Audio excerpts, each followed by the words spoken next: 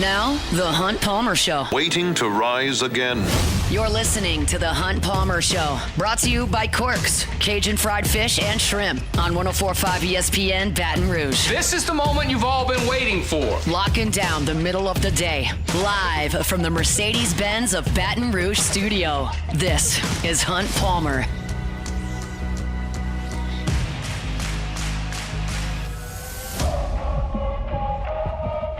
Welcome in. Hunt Palmer coming to you from the Mercedes-Benz of Baton Rouge studio downtown in the capital city on this Friday. It means we're brought to you by Corks, Cajun fried fish and shrimp.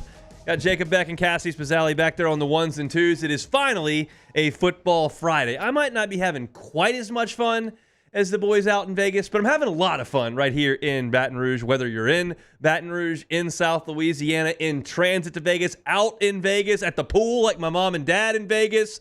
We're going to have a good time here for the next 2 hours on the Hunt Palmer Show. Preston Guy in 15 minutes. Get my SEC picks against the spread 1 hour from right now. But a lot of what we're doing today is LSU and Southern Cal as we get ready to start another football season coming up on Sunday night out in Sin City. So let's just get into it. I'm not going to, dance around and try to, bury the lead here. Let's just talk LSU and Southern California. The more I have looked at this game over the course of this week, the more two things have become abundantly clear to me. If you remove all the kind of cliches like red zone efficiency and the all-present and all-important turnover battle and the obvious things, if you get into the red zone and can't score, you're going to be in bad shape. If you turn the ball over 4 times, you're going to be in bad shape. That's the case in every game. But for me, in this game, it looks to me like it's boiling down to two things. How well does USC throw it? How well does LSU run it? That, to me, tells the story. If USC has some trouble through the air, whether that's dealing with LSU's pass rush or not being productive in the passing game with the new quarterback in Miller Moss, they're going to be in some trouble. If LSU cannot establish a running game to help out their quarterback and to choose some clock and to get behind that big offensive line and lean, they're going to be in some trouble. And it's evident that both of those teams really want to rely on those things. Lincoln Riley is built that way. He wants to spread the field. He wants to throw the ball. LSU is attempting to be built this way in 2024 to get behind their pads and run the football.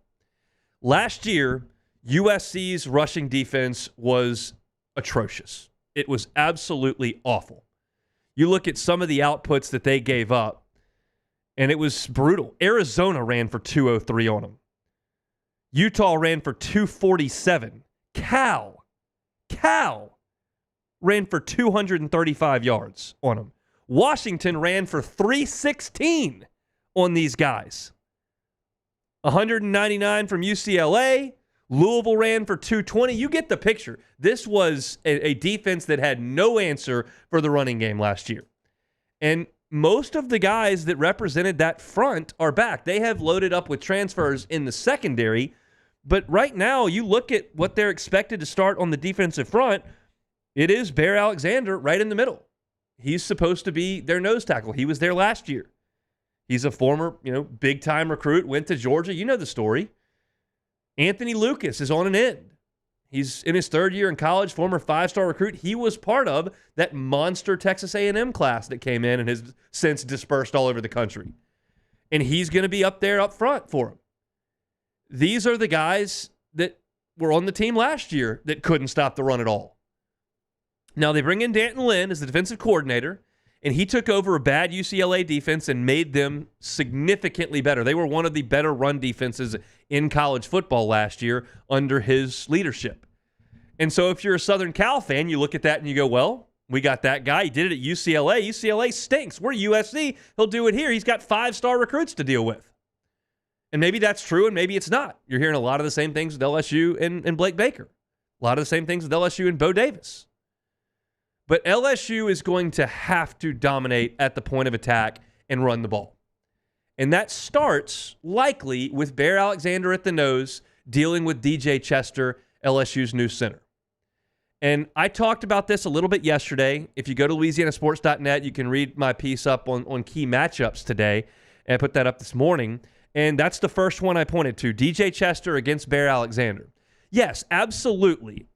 You can help your center with a really strong nose tackle. And Miles Frazier, who's expected to play per Brian Kelly yesterday, and Garrett Dellinger are more than capable of helping out with DJ Chester. But you don't really want to do that. You'd rather have your center, who's big enough, it's 6'6" and 325 pounds, that's a big old center, to handle somebody one-on-one. And Bear Alexander's a big old boy too. He's listed at 6'3", 313. But if Chester can handle that matchup more often than not and allow LSU's athletic and veteran offensive linemen to get to their combo blocks, to get to the second level and create some space for their running game, then LSU's in business. This is going to be a transformed offense for LSU in the running game. You cannot operate the way you did last year. We all know that. It was fun. I talked to Will Campbell on Tuesday, and I asked Will Campbell what he thought about some of the struggles they had running the ball last year in some of the bigger games. If you listen to me at all over the last 3 weeks, you've heard me talk about the fact that LSU could not run the football on Florida State, Alabama, or Texas A&M last year. Could not run it. And I asked Will Campbell about that, and he said, well, if we had trouble running the ball, Jaden just busted for 90. That's a quick quip. I get it, and it was true for most of the time. Ask Florida. But the fact is you don't have that anymore. So you've got to get behind your pads, and you've got to run the football. You've got to be creative in the running game. Can't just be a zone read game where you kind of find a hole here and there. You could do that with Jaden Daniels. You could do that with Clyde Edwards-Helaire and that potent offense in 2019. This offense is not built like that. You've got to run the ball, and I use air quotes here, a little bit more traditionally. You've got to get behind your pads. You've got to use some pulling offensive linemen. You've got to run power. You've got to run counter, split zone. You've got to do all that stuff, and you've got to do it effectively. It is my understanding from having a few conversations that the majority of the workload on Sunday is going to go to Josh Williams to start the game and Caleb Jackson. Those will be LSU's bell cow backs in this game on Sunday. John Emery is certainly available, and obviously Caden Durham is there. I think they would prefer to go with the older guys in this first game. But you're going to see a lot of Josh Williams and a lot of Caleb Jackson. Here is my elementary theory on how I'd like that rotation to go. I'm good with Josh Williams running the ball, especially early in the game. I don't think he's going to bust one for 80 yards at any point. I don't think he's going to bust one for 65 yards at any point. But I do think he's capable of churning up yards, getting you into second and manageable, running the clock, and keeping you on schedule. I want a healthy and fresh Caleb Jackson in the third and fourth quarters. You can run all you want in preseason conditioning. Game shape is different. I want Bear Alexander, Anthony Lucas, and all these defensive linemen with their hands on their knees at some point in the second half because they're sick and tired of Miles Frazier and Garrett Dellinger and Will Campbell and Emory Jones coming at them and at them and at them again. That happened time and time again last year. I just read you all the stats for all those Pac-12 teams that ran it down USC's throat last year. That's got to be the MO for this game for LSU. You cannot sit there and ask Garrett Nussmeier, even though it's his fourth year and even though he's got a lot of talent and even though he's got good wide receivers, you cannot ask him to throw the ball 47 times and try to keep up and score 45 points on this USC defense. That's not fair to ask him to do that at this point. I'm not suggesting he can't do it. You have to avoid that. Own them at the line of scrimmage. Lincoln Riley has not once in his career as a head coach put a defense out there that had a backbone. Not once. I can't imagine that's going to just magically change coming up on Sunday. This has been an offensive line group that has been given flower after flower after flower all spring, all summer, all talking season, all the way up to now. They've got to go earn it on Sunday. Knock them off the line of scrimmage in the first quarter, the second quarter, the third quarter, the fourth quarter. Own them at the line of scrimmage. That is the key for LSU. And I quite honestly feel pretty good about it. I have talked in earnest about my concerns with LSU's run game because of those 3 games last year. Make no mistake, LSU's offense was the best in the country last year. That had very little to do with the fact that they could really, really run the ball. Jaden Daniels was a magician with the football. That's what made it go. You could break down in protection. You could have a bad play on first down. You could struggle to run the ball with the running backs, and he'd just make it work. He knew where to go with the ball. They were incredible with the deep ball and the big plays. And if he needed to break free and get you a first down on a 16-yard run, he'd just do that too. Those days are over. Not with Garrett Nussmeier at quarterback. But they've got to transform the way they handle things offensively. And based on Will Campbell's tone and message on Tuesday, I'm going to buy into it. This is the time of year where everyone's optimism is through the roof. And I'm here for it. Love it. Give it to me. But I think they've got to pay it off coming up on Sunday. And that is absolutely going to be the message. And once USC commits to coming down there and making sure they've got things stopped, okay, pop them over the top. You've got plenty of guys that can make those plays. Kyron Lacey can go get you a deep ball. CJ Daniels can go get you a deep ball. I think Kyle Parker's going to play a good bit. Doesn't look great on Chris Hilton. We'll talk about that later. But LSU will be able to hit plays down the field and certainly in the play action game with the tight end involved as well. And everything will open up from that start. But you've got to start there. That was not the case at any point last year. It starts on Sunday. You heard T-Bob yelling and screaming this morning about the latte-sipping surfer boys that LSU's playing on Sunday. I don't know if that's quite the case with some of the guys on USC's defensive front. I don't know how many lattes they drink. I don't know how often they get out on the longboard. But they didn't stop anybody last year. And if they had brought in a whole slew of transfers on the defensive front, I would look at that and maybe suggest, okay, that's a real reason for transformation. They got kind of the same dudes with the new coach. Secondary, I'll give them. They've made that over. They've got a lot of really good players that they brought in the secondary. And that's another reason I don't really want to test that the entirety of the game. Make those guys stand out on an island, pound away right up front. That's where LSU's got to start things. That is absolutely paramount in this ball game coming up on Sunday. So fired up for it. So fired up to preview it here on a Friday edition of the Hunt Palmer Show. We got a lot to get to. I've got more key matchups later on to get to in this game. We got to go through my SEC picks against the spread. Certainly, I'll get you my final pick at the end of the show. Very fired up about that. Let's chat with Preston Guy of Tigerbait.com when we come back on this Football Friday edition of the Hunt Palmer Show. The Hunt Palmer Show. Evolve Physical Therapy, EvolvePT.com, Evolve Physical Therapy and Sports. If you're an active person, whether that's golf, whether that's tennis, whether that's running, exercise, dancing, whatever the case may be, if you're an active person and you're not able to do the things that you want to do because of pain, Evolve Physical Therapy and Sports is where you need to be. If you've had physical therapy in the past where they hand you out a printed out Word document with 10 exercises on it and tell you, hey, get that done and we'll see how you're progressing next week, that's not rehabilitation. And that's not what you're going to get at Evolve Physical Therapy and Sports. From the second you walk in to their building right there on Starring near Highland Road, there's going to be a member of Robbie Bolton's team or Robbie himself that are going to walk you through that day's workout and exercises and rehabilitation to make sure that everything's progressing the way that it should. They do cupping, they do dry needling, they've got isokinetic testing there. They've got all the bells and whistles that you could want, and their goal is to get active people back to being their active selves. If that's you, whether you've got a youth athlete in the house or you're in your 60s or 70s, if you're an active person, age is just a number. Pain hurts. You can get rid of it with Evolve Physical Therapy and Sports and get back to being your active self. Check them out online, EvolvePT.com. It's Evolve Physical Therapy and Sports, EvolvePT.com. Back to school savings at Bayou Ford. $12,000 off F-150, $12,000 off the new 2024 Ford F-150, and $10,000 off Expedition. All new Bayou Ford vehicles come with a complimentary extended warranty. The crew at Bayou Ford is going to do right by you. At Relief Windows, we're more than windows. We're windows, doors, hardy plank, and vinyl siding. But our number one product is always customer satisfaction. Visit us online at reliefwindows.com.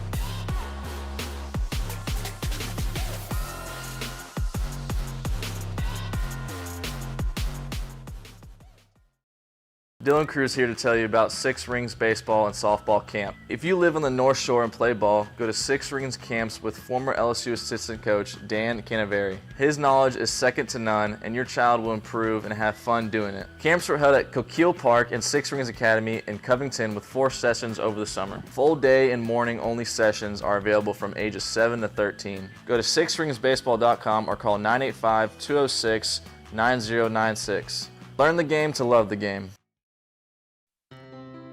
When it comes to ending cancer, we push forward, always working together for you. That's why our cancer experts at Ochsner have clinically integrated with MD Anderson Cancer Center, This means advanced cancer care, including access to life-saving clinical trials and integrating care to treat the whole you. Introducing Ochsner MD Anderson Cancer Center. Long live you. Breck teamed up to reimagine your parks, and you imagined big. With your help, we went to work, creating 12 beautiful community parks across the parish. A family-sized water park, miles and miles of trails, and parks just for your dogs. There are more places to splash, to explore, to run wild, and even soar. You imagined, we delivered. Gold. Breck, your #1 park system in the nation. Electricity is all around us, and our families depend on it. Every day is sparked by the power of a cold drink or a warm meal, a movie night, and a comforting light at the end of a dark hallway. From sunrise to sunset, playtime to bedtime, our team is ready to take care of your electrical needs, even in the case of an after-hours emergency. You're listening to The Hunt Palmer Show, brought to you by Corks, Cajun fried fish and shrimp.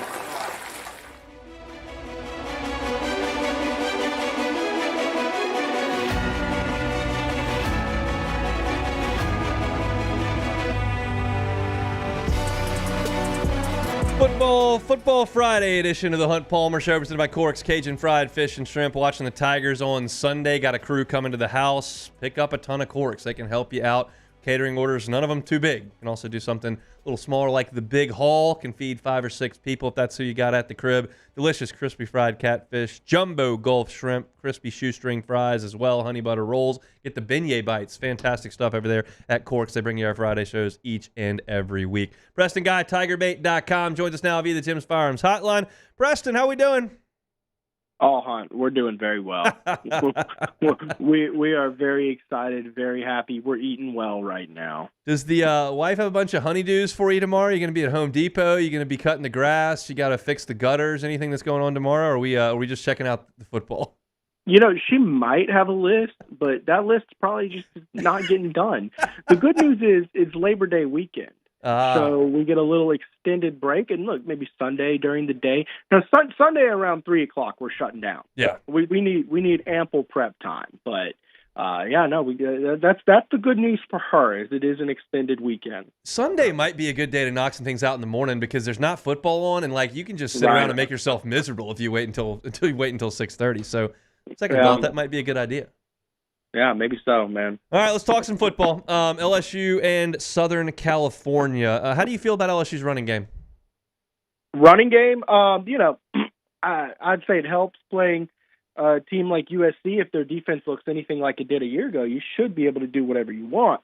However, we don't know for sure. The coordinator they brought from UCLA did a really good job improving that defensive front. They still have a guy like Bear Alexander, but looking at how they do their practice, I don't know that this is going to be a Les Miles approach to the running game. They're doing different, interesting things to kind of manufacture a running game. I think they understand that, most of the players in this offense weren't used to a physical ground attack, and it looks like on paper they have the pieces with a strong running back core and among the best offensive lines in the country, but it is a completely different style of play. So I think they're going to do all right. I'll be honest, looking at practice from what I saw, I think it's going to be one of those things where you get frustrated. Just you want Caleb Jackson to get all the carries, and he's probably going to be limited to below 15 carries a game this year just because of how they like to spread the ball around. But he looks like a monster. Yeah, Josh Williams is going to get the start, and I'm told he's going to be the first guy, but I think Caleb Jackson's going to be in the mix early and often as well. We'll see. How do you feel about DJ Chester at the front of this offensive line? I think that in terms of who's most important to keep in the lineup, he might be your most important player. Now, he's probably your 5th best offensive lineman, at least on paper, 5th best offensive lineman. But you saw when he missed practice with an illness, they had to do some shuffling around that really messed with the chemistry. Dellinger is going to be your backup center right now. Cohen Nichols, the true freshman, I don't think they're going to give him first look in a pivotal game, an important game, especially this early in the season. So keep him healthy. I think if you lose him, your offense changes a good bit. But I do think he's an impressive redshirt freshman. I think that there's a reason why Marlon Martinez, who started last year as the backup center, we didn't see much action outside of Charles Turner after the Missouri game. But it looks like J.J. Chester ran him out of town, and now he's at Mississippi State. So I think that we're going to get a good glimpse of why that happened or if that was an ill-advised move. We keep getting updates on Chris Hilton as the week goes on, and nothing suggests that he's probable for this game. Questionable at best, perhaps doubtful at this point. How big a loss would that be if he can't go on Sunday? Yeah, he looked really good in camp, and that's been the thing about him. He's been a really good player during his time at LSU, particularly with the deep ball, and we all know how much Nussmeier loves his deep ball. But he just can't stay healthy. And, every time you have an injury, it's not just being available, it's being 100%.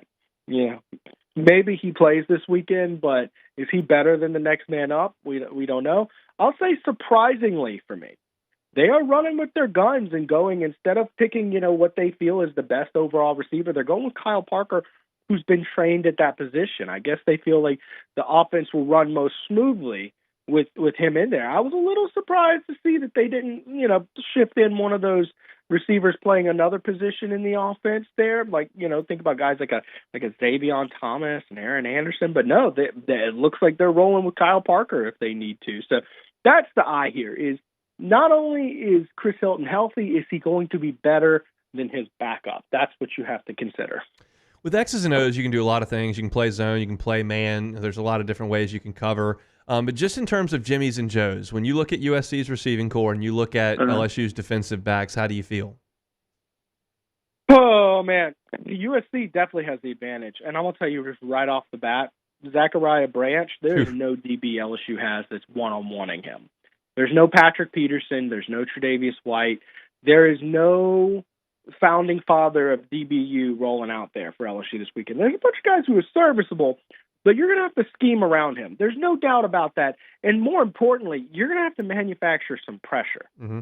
You're going to have to do certain, cover 3 situations where you got a lot of zone coverage and you're blitzing out of zone because you got to get him on his butt and you got to make sure you're not beat deep down the field. That being said, that does open up a lot of situations where you can attack the flats or you can attack a slant easier than you would like. That's just part of these schemes. Part of having to dial up blitzes to get pressure is the fact that you have to give up coverage somewhere, somehow, right? And I'm looking at Blake Baker's defense, watching film from him last year, and I'm curious, will the blitz giving up a big play be this year's version of the soft zone coverage? Because I'm not seeing much soft zone coverage calls. And last year, of course, we all just grunted and groaned about how bad that looked. I would say after seeing that, fans would like to see some aggressive defense where, okay, you got beat on a blitz a couple times, but you know what? We're getting a lot more sacks, a lot more pressure. I think fans would enjoy seeing something like that, but you're going to have to help out your DBs. I think your DBs are your weakest unit on this team. Yeah, I mean, Corey Raymond can't even spell soft zone coverage. He wants no part of that. That guy just came out wanting to play man from the second he was on a football field. So I think you're going to see a good bit of that. Is there an element that of you that if you're coaching LSU's defense this week says, look, they're going to score some points. They average 40 points a game every single year. Yeah. Trying to hold them to 17 is a lost cause. Does that change the way you call defense a little bit, maybe get a little bit more aggressive and say, hey, if we give up a big play, that was probably bound to happen anyway? Yeah, I do think that. I mean, I think there's no reason to expect that your defense is going to all of a sudden go out there and be, the 2011 unit that is scoring more points than it's giving up. You know what I'm saying? Like, I think you have to be a little realistic with this. I think that you got to get Miller Moss uncomfortable. And frankly, you think about it, okay, you give up 3-4 first downs. Okay, well, that's terrible. But let's say the next blitz you get in a turnover. Turnovers by making quarterbacks uncomfortable. You put them off balance. So, I do think that. I think that you got to hold USC under 34 points. That's kind of the number I have in my head.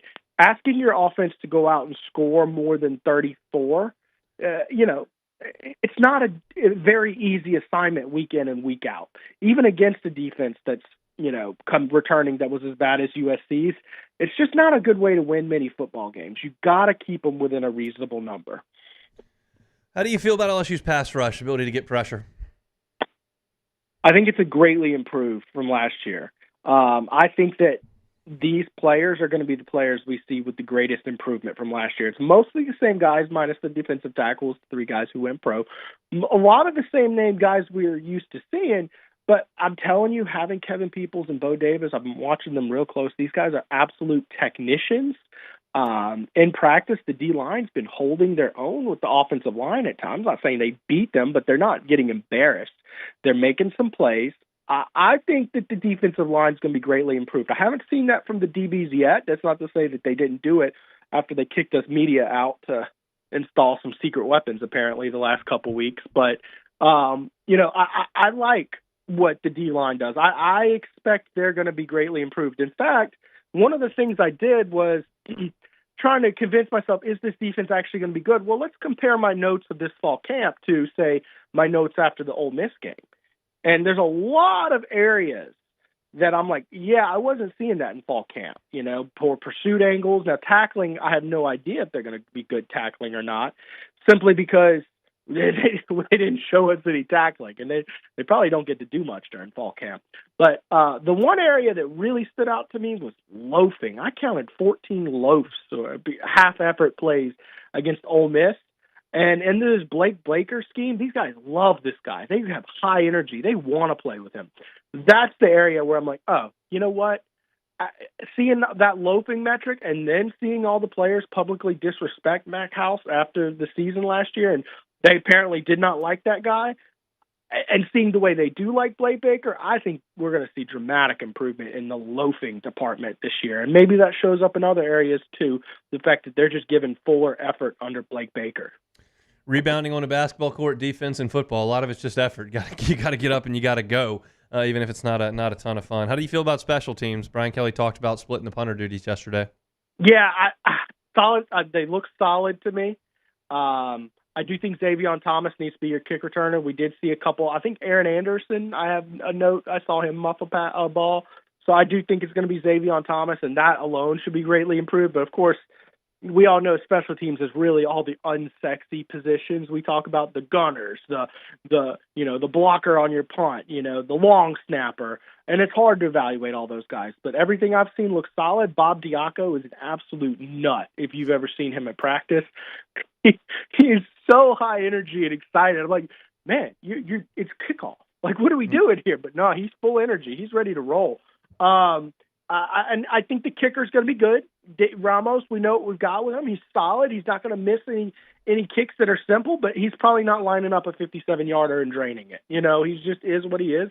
I think the punter, I'm a little concerned about.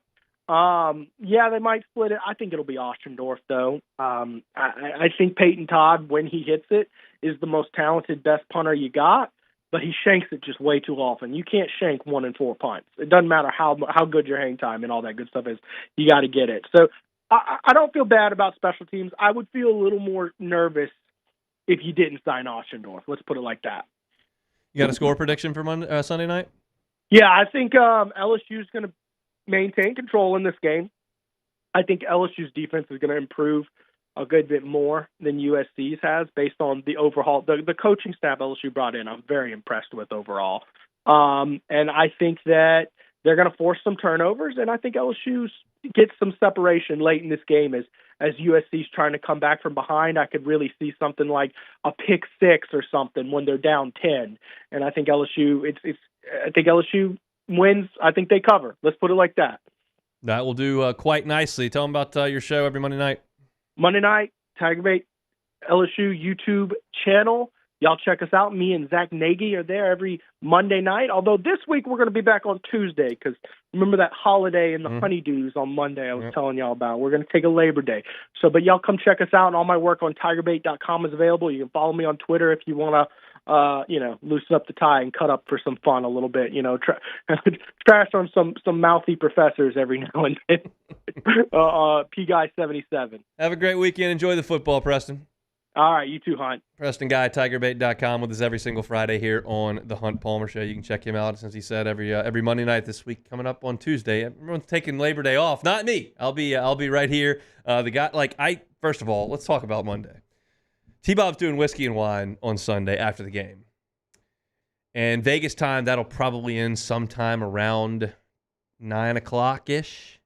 And I just don't think he's going to go right to bed in Las Vegas, especially if LSU wins a game. You don't think so? I don't think so. And he's got to be on the air at 5 o'clock in the morning. Vegas yeah. time. So how do we think that's going to go? Yeah, let's put a line here. Let's put a betting line here. Let's say T-Bob to actually host his show at 6 a.m. or 5 a.m. Let's set it at he's plus gonna be 300. There. It's just a matter of, he certainly won't be able to legally drive a car at that point, which he won't have to, but that his blood alcohol content will be over the legal limit. And the question is his voice functional at all? That's really the question. Really remains to be seen. And look, I fought that battle before. I was in Omaha, Nebraska, yeah. Tried to do that Monday show, and we had just about nothing to give. Not we much. got through it. We played like a champion, and that team came out and won a national championship on my back, basically, playing through a tough voice. So maybe T-Bob's got that kind of effort. Maybe he's not built like me. Maybe he's, I'm built different, as the kids say. You are. Let's take a break. It's the Hunt Palmer Show. The Hunt Palmer Show. One Bath and Closets, onebathandclosets.com. Speaking of built different, David Duvall and his team can build a little differently for you. They do bathrooms, they do closets. He's been doing it for 30-plus years, redesigning and remodeling bathrooms and closets. How much better would your living situation be with a fully renovated bathroom, completely modernize everything? They can do it soup to nuts, start to finish. It's the only call you make. You don't have to call 3-4 different contractors to get that job done. You call one. It's One Bath and Closets. David Vaughn and his team can come in. They can handle your floors and the plumbing situation and the shower, and they can redo everything right there for you. Maybe it's a full-scale renovation you're looking for. Maybe it's not. Maybe you're just looking for a tub-to-shower conversion. Don't ever use the tub, kind of getting a little old and dingy. Throw it out. Put a gorgeous, brand-new walk-in glass shower. Changes the look of your bathroom, changes the function of your bathroom as well. Happy to do that. You can check out pictures of their great work at onebathandclosets.com. You can also check them out on Instagram as well. There are great pictures of some of the things that they've been able to do over the years on their Instagram feed. Go to onebathandclosets.com, see the testimonials from their satisfied customers, and get that free consultation with David Duvall and his team today. It's One Bath and Closets, onebathandclosets.com. It's an everyday thing here. We work horses in the mornings and we work on the property during the day, and without these John Deere tractors, it'd almost be impossible to keep up with the place. I've dealt with some of the other colors and stuff, and I never really got the response back that I get from John Deere, We really enjoy dealing with Sunshine. They're good people. They always check on us and make sure our equipment's running, and we love them. Flip the switch and learn more about what it means to be powered by Sunshine at sunequip.com.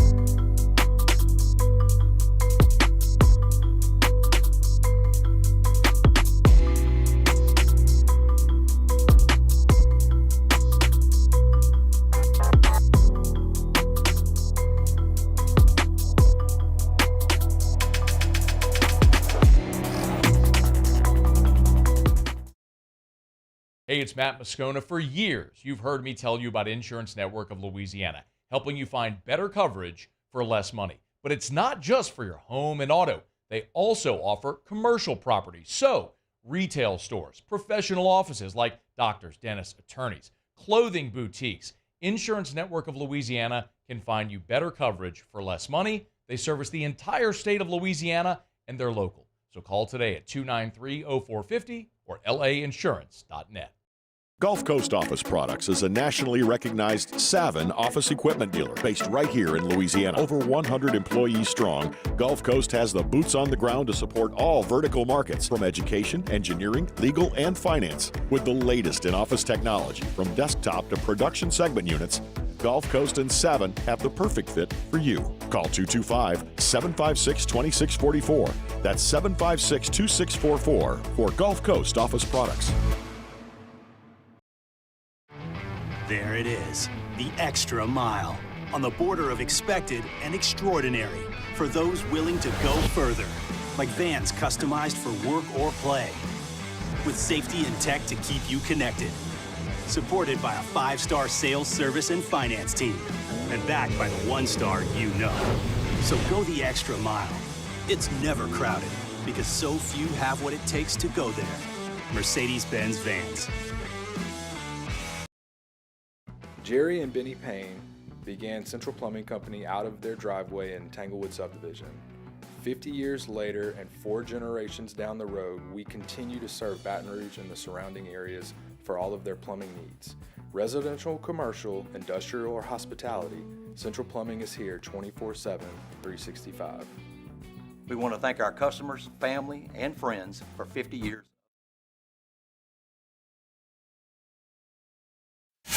This is the Hunt Palmer Show, brought to you by Corks, Cajun fried fish and shrimp.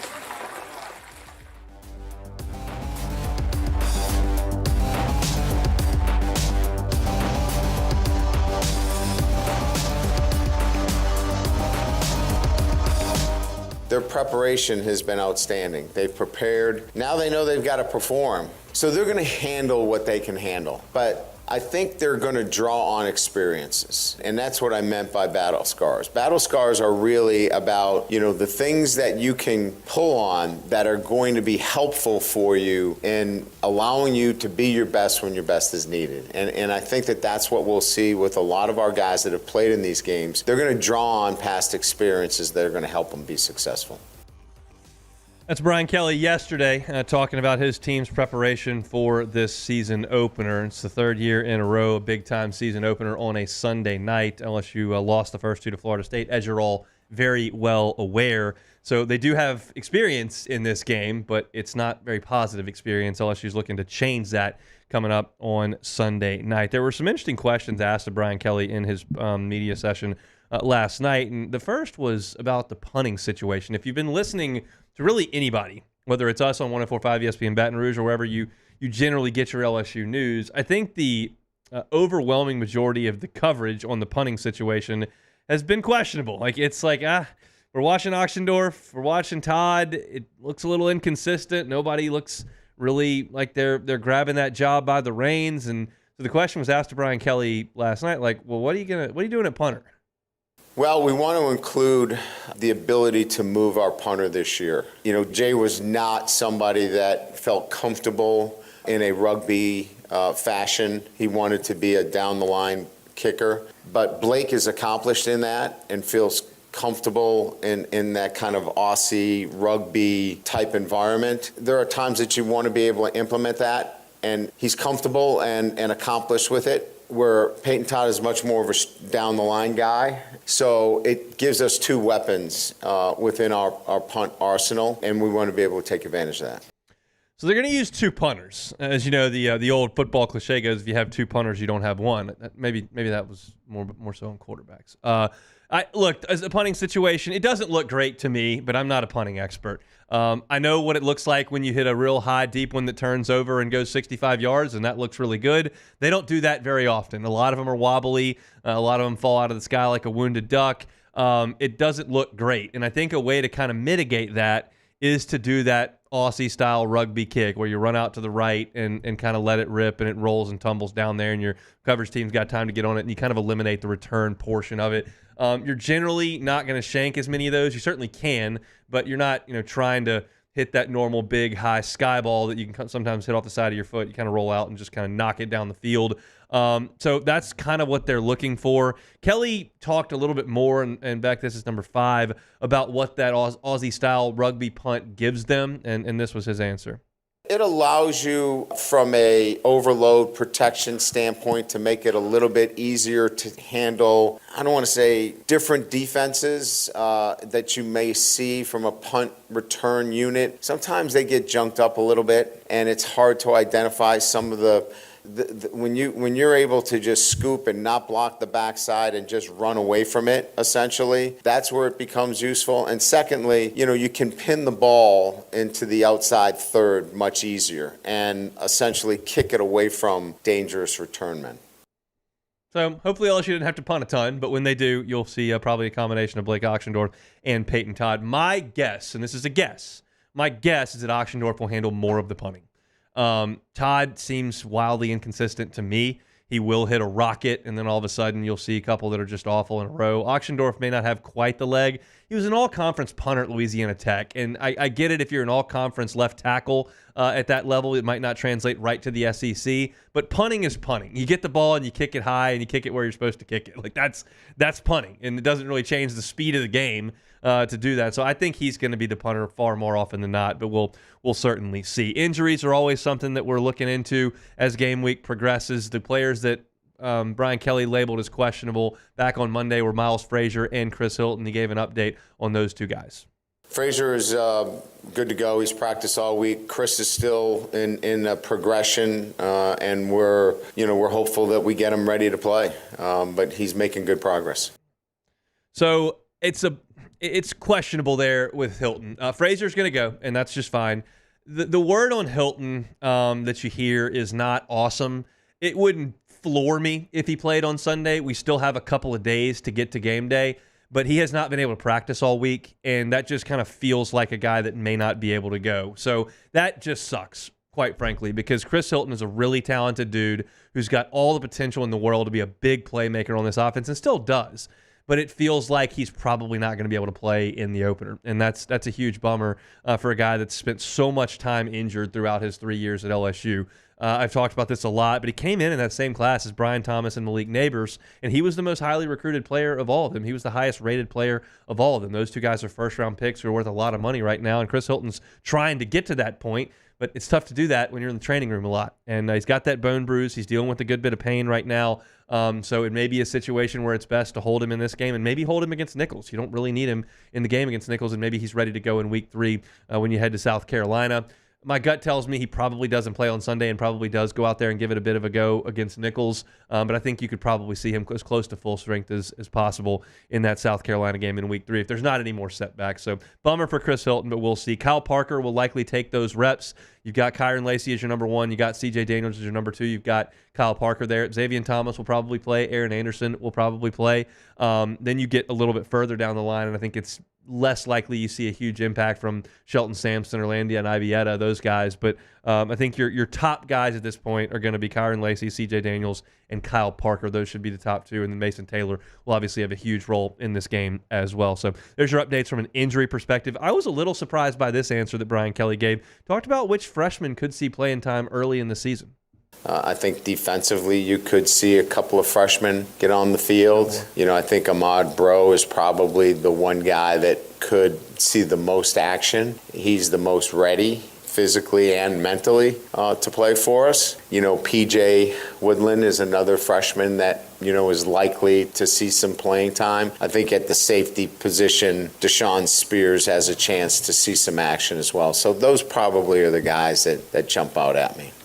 The secondary players are no surprise at all. Everybody's talked about P.J. Woodland since the spring when he got to campus.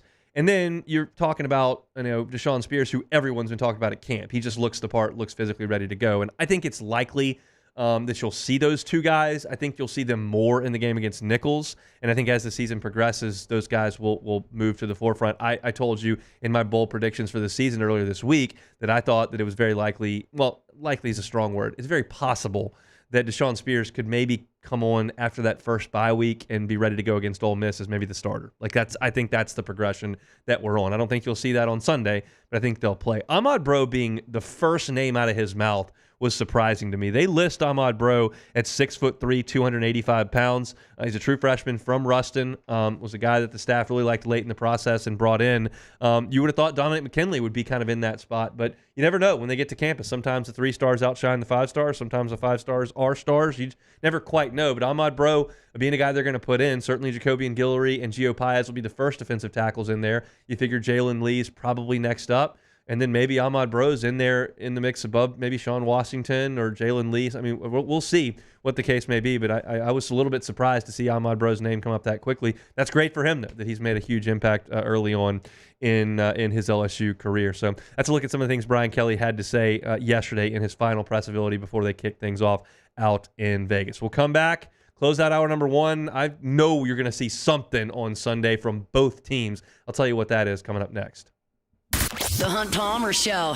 Highland Insurance Group, HighlandIG.com is the website. Jonathan Carbo and his local team, fantastic working with insurance. Y'all know I spent 7 years in the insurance game. It's not the most fun thing to talk about. I did it every single day for those 7 years, but it's important. And you don't want to think about your insurance coverage when you need it. You don't want to think about it after the storms come through and you can't work. You don't want to think about it after the car accident when there's been a severe injury. What are your limits? What coverages do you have? How much are you going to have to come out of pocket for that deductible? If those are things that you're not really sure of right now and you're a business owner, you should be sure of those things. And you need someone in your corner that's going to make sure that you're taken care of in a time of need. And Jonathan Carbo and his team at Highland Insurance Group are here for you. They can handle your property and casualty. They can handle your group or employee benefits as well. They're your one-stop shop for all things on the insurance side of things. Check them out online, HighlandIG.com. The other thing you can do online is check out their Google reviews. They've got over 100 Google reviews and an immaculate rating. That's because they take care of their clients. They're great to work with. They're local right here in Baton Rouge. If you're a business owner and you're looking to improve upon your current insurance situation, look no further than Highland Insurance Group. Check them out online, HighlandIG.com. Bayou Chrysler Dodge Jeep Ram has back-to-school savings like $16,000 off 25 Ram 1500 trucks. We're open for business in our beautiful new showroom and taking $16,000 off. All new Bayou vehicles come with a complimentary extended warranty. The crew at Bayou Automotive is going to do right by you. When it comes to ending cancer, we push forward, always working together for you. That's why our cancer experts at Ochsner have clinically integrated with MD Anderson Cancer Center. This means advanced cancer care, including access to life-saving clinical trials and integrating care to treat the whole you. Introducing Ochsner MD Anderson Cancer Center. Long live you. I've been doing business with Luba for 25 years. They're dependable, trustworthy. It's just the attention to detail with our clients. Our folks have years and years of experience.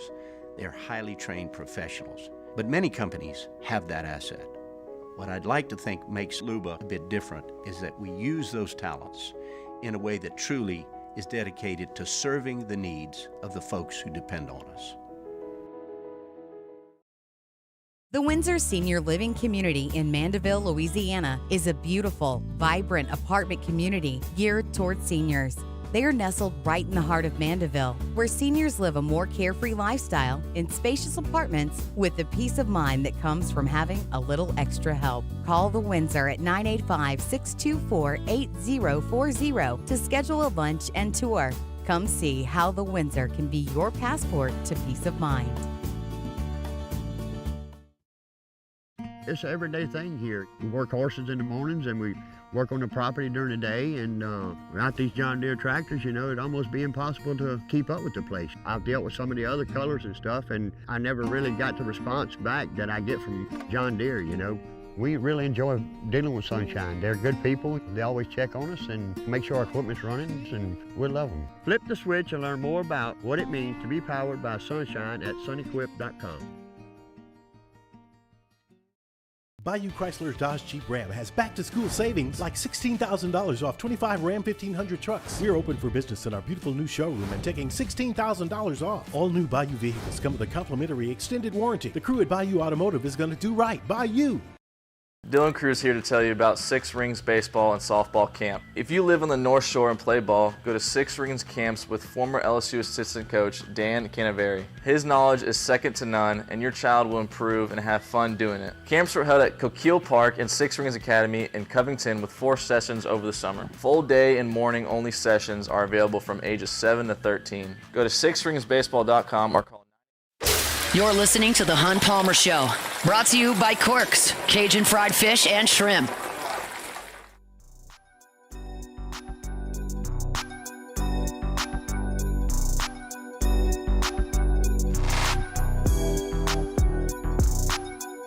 All right, closing up hour number 1. Got some huge news out of Vegas, Beck. Huge news out of Las Vegas. Really? I am told that my mom has hit the tables. She hit the blackjack table. She won $9. Okay. So you figure, I got me and my sister. We split that inheritance down the middle. That's $4.50. Yeah. I think Uncle Sam takes a little cut of that Yeah, inheritance. maybe, yeah. So if you figure I'm somewhere around $3 in net worth improvement there, I can get a huge Coke Zero from your local Circle K with That's that. $3 more than you had before. Huh? Unbelievable. I mean, I don't know what she was doing on 16s, if she was hitting or staying, but $9 up, and I'm not sure if the strip's going to be operable at this point. If she keeps this up, they may be keeping an eye on her. Pit bosses might be. I think, like 21. They got those. The eye in the sky is all over her counting cards for that $9. So heck of an effort by Helen up there in Vegas. Sounds like there's purple and gold invading Las Vegas at this point. The numbers are increasing out there on the Strip, and it should be an incredible environment for football coming up on Sunday. To close out, and just a brief thought here on something that I'm really confident you're going to see a lot of on Sunday, and you would not have seen it a lot in last year's version of this game. I think these two defensive coordinators are coming after Miller Moss and Garrett Nussmeier. You could not blitz Caleb Williams and Jaden Daniels. You would get destroyed. Those guys are athletic. They can play off schedule. They're decisive. They were accurate. They would kill you if you blitz a lot. These two guys have not proven that. Yeah, Miller Moss threw for 6 touchdowns in the Holiday Bowl. Yeah, Garrett Nussmeier led a great drive in the ReliaQuest Bowl. This ain't that. And you have to get in position to blitz. You can't just be reckless and throw everything to the wind and bring the house every time. But if you get into some passing situations, we talked yesterday about LSU's Prowler package in the front they want to use to apply pressure. They're going to do that, but there's going to be blitzing a lot in this game because the thought if you're a defensive coordinator and you're looking at two quarterbacks who, yes, are old in college terms but have not played a ton, you're going to throw things at them that make them uncomfortable that they have not seen and try to force that interception. What was the narrative around Garrett Nussmeier early in his LSU career? That he was a gunslinger, that he might put the ball in harm's way, and he threw for a ton of yards against Georgia in that SEC championship game, but he did turn the ball over, and that's kind of what you think you might see from him as a quarterback. He's progressed from that, and we feel like he's put that behind him, but still, you never played with the game moving this fast. The ReliaQuest Bowl was nice, and I do take some stock in his performance there, but this is a different animal, and I think if these coordinators can get into some downs where it's advantageous to bring some pressure, they're not going to be scared to do that. In fact, they're going to do that, and that's just not something you would have done to Jaden Daniels or Caleb Williams. I think the offensive coordinators will know that. I look for the screen game to be a big part of what both of them do. USC's going to run the screen game with Zachariah Branch. They want to get him the ball on the perimeter and allow him to make some guys miss. He is incredibly quick and explosive in that role for USC. LSU's going to do the same thing. Some with Kyron Lacey. I was hopeful that Chris Hilton would be involved in that. He may not be, but certainly you could look at Xavier Thomas in that role. I think Aaron Anderson fills that as well. Maybe C.J. Daniels is a guy that get involved in the screen game. And then, of course, the backs out of the backfield. LSU feels very comfortable throwing the football to Josh Williams, and Woody Marks for USC made a living catching the ball out of the backfield in a Mike Leach offense in Starkville. So I think the short passing game to kind of counter that is important, and it all goes back to the thing that I led this show with today, which is talking about the running game and how important it is for LSU to establish that and get moving forward. If you run the football effectively, you neutralize the blitz. They're not going to come at you on, they don't have an opportunity on 3rd and 2.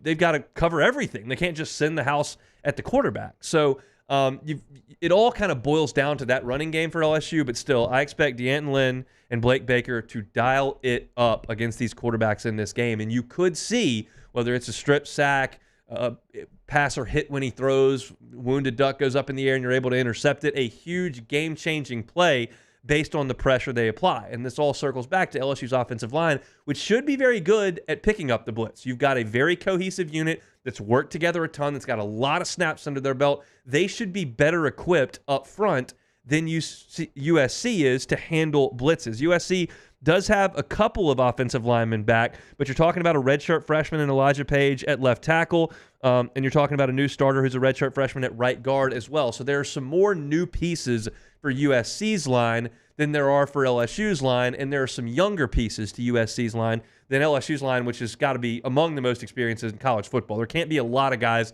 a lot of lines that have played more football than LSU has. The snap count numbers are astronomical. So that's another kind of edge to LSU in this game.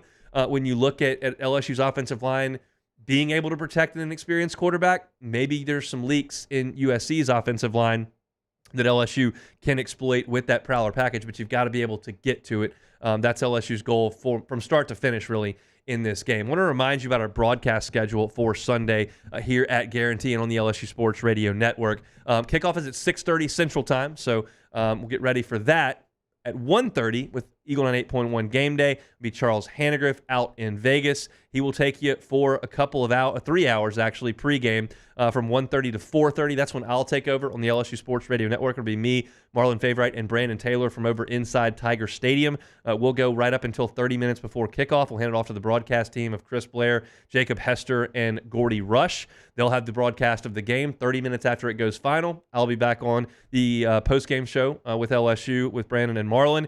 And I'll go for an hour, and then we'll have Charles Hannegriff's Eagle 98.1 Game Day post-game show that'll come to you from out in Vegas 90 minutes after the game goes final. If you're in Baton Rouge, you can catch all that on Eagle 98.1. If you're somewhere else in the state of Louisiana, check your LSU Sports Radio Network affiliate to see where you can find that. Whiskey and Wine will also originate from Las Vegas right after the game goes final. You can find that on YouTube. All right, that's it for hour number 1 in this Football Friday edition of the Hunt Palmer Show. We're brought to you by Cork's Cajun Fried Fish and Shrimp. We did a lot of USC, LSU talking, including a little bit of a segment there with Preston Guy. A lot of that will be uploaded on YouTube coming up in the coming days here as we get ready for LSU and the Trojans. A lot to get to in hour number 2. I got all my picks with the SEC games against the spread, some big ones in the Southeastern Conference this weekend, and more predictions for LSU and USC, including my final pick at the end of the show. We'll pause for SportsCenter and come back with hour number 2. It's the Hunt Palmer Show. Back to school savings at Bayou Ford. $12,000 off F-150. $12,000 off the new 2024 Ford F-150. And $10,000 off Expedition. All new Bayou Ford vehicles come with a complimentary extended warranty. The crew at Bayou Ford is going to do right by you. It's no secret. The best oysters in Baton Rouge are at Jolie Pearl Oyster Bar. Enjoy mouth-watering South Louisiana flavor and oysters from all over the country. And don't forget our nightly drink specials.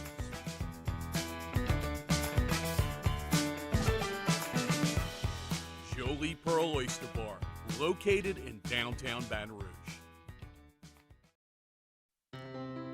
When it comes to ending cancer, we push forward, always working together for you. That's why our cancer experts at Ochsner have clinically integrated with MD Anderson Cancer Center. This means advanced cancer care, including access to life-saving clinical trials and integrating care to treat the whole you. Introducing Ochsner MD Anderson Cancer Center. Long live you. Breck teamed up to reimagine your parks, and you imagined big. With your help, we went to work, creating 12 beautiful community parks across the parish. A family-sized water park, miles and miles of trails, and parks just for your dogs. There are more places to splash, to explore, to run wild, and even soar. You imagined, we delivered. Gold. Breck, your #1 park system in the nation. Electricity is all around us, and our families depend on it. Every day is sparked by the power of a cold drink or a warm meal, a movie night, and a comforting light at the end of a dark hallway. From sunrise to sunset, playtime to bedtime, our team is ready to take care of your electrical needs, even in the case of an after-hours emergency. The light in your life shines brighter with Mr. Electric. Hey, it's Matt Moscona. For years, you've heard me tell you about Insurance Network of Louisiana, helping you find better coverage for less money. But it's not just for your home and auto. They also offer commercial property. So, retail stores, professional offices like doctors, dentists, attorneys, clothing boutiques. Insurance Network of Louisiana can find you better coverage for less money. They service the entire state of Louisiana, and they're local. So call today at 293-0450 or lainsurance.net. Gulf Coast Office Products is a nationally recognized Savin office equipment dealer based right here in Louisiana. Over 100 employees strong, Gulf Coast has the boots on the ground to support all vertical markets, from education, engineering, legal, and finance. With the latest in office technology, from desktop to production segment units, Gulf Coast and 7 have the perfect fit for you. Call 225-756-2644. That's 756-2644 for Gulf Coast office products.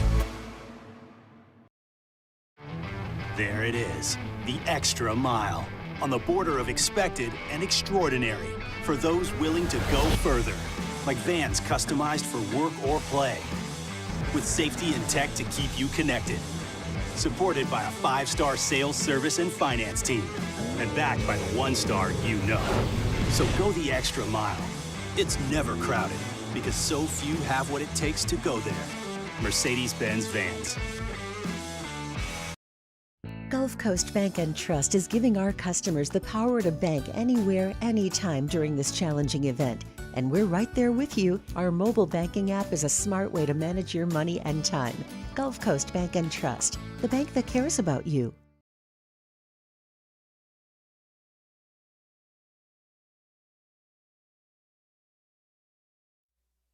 This is SportsCenter.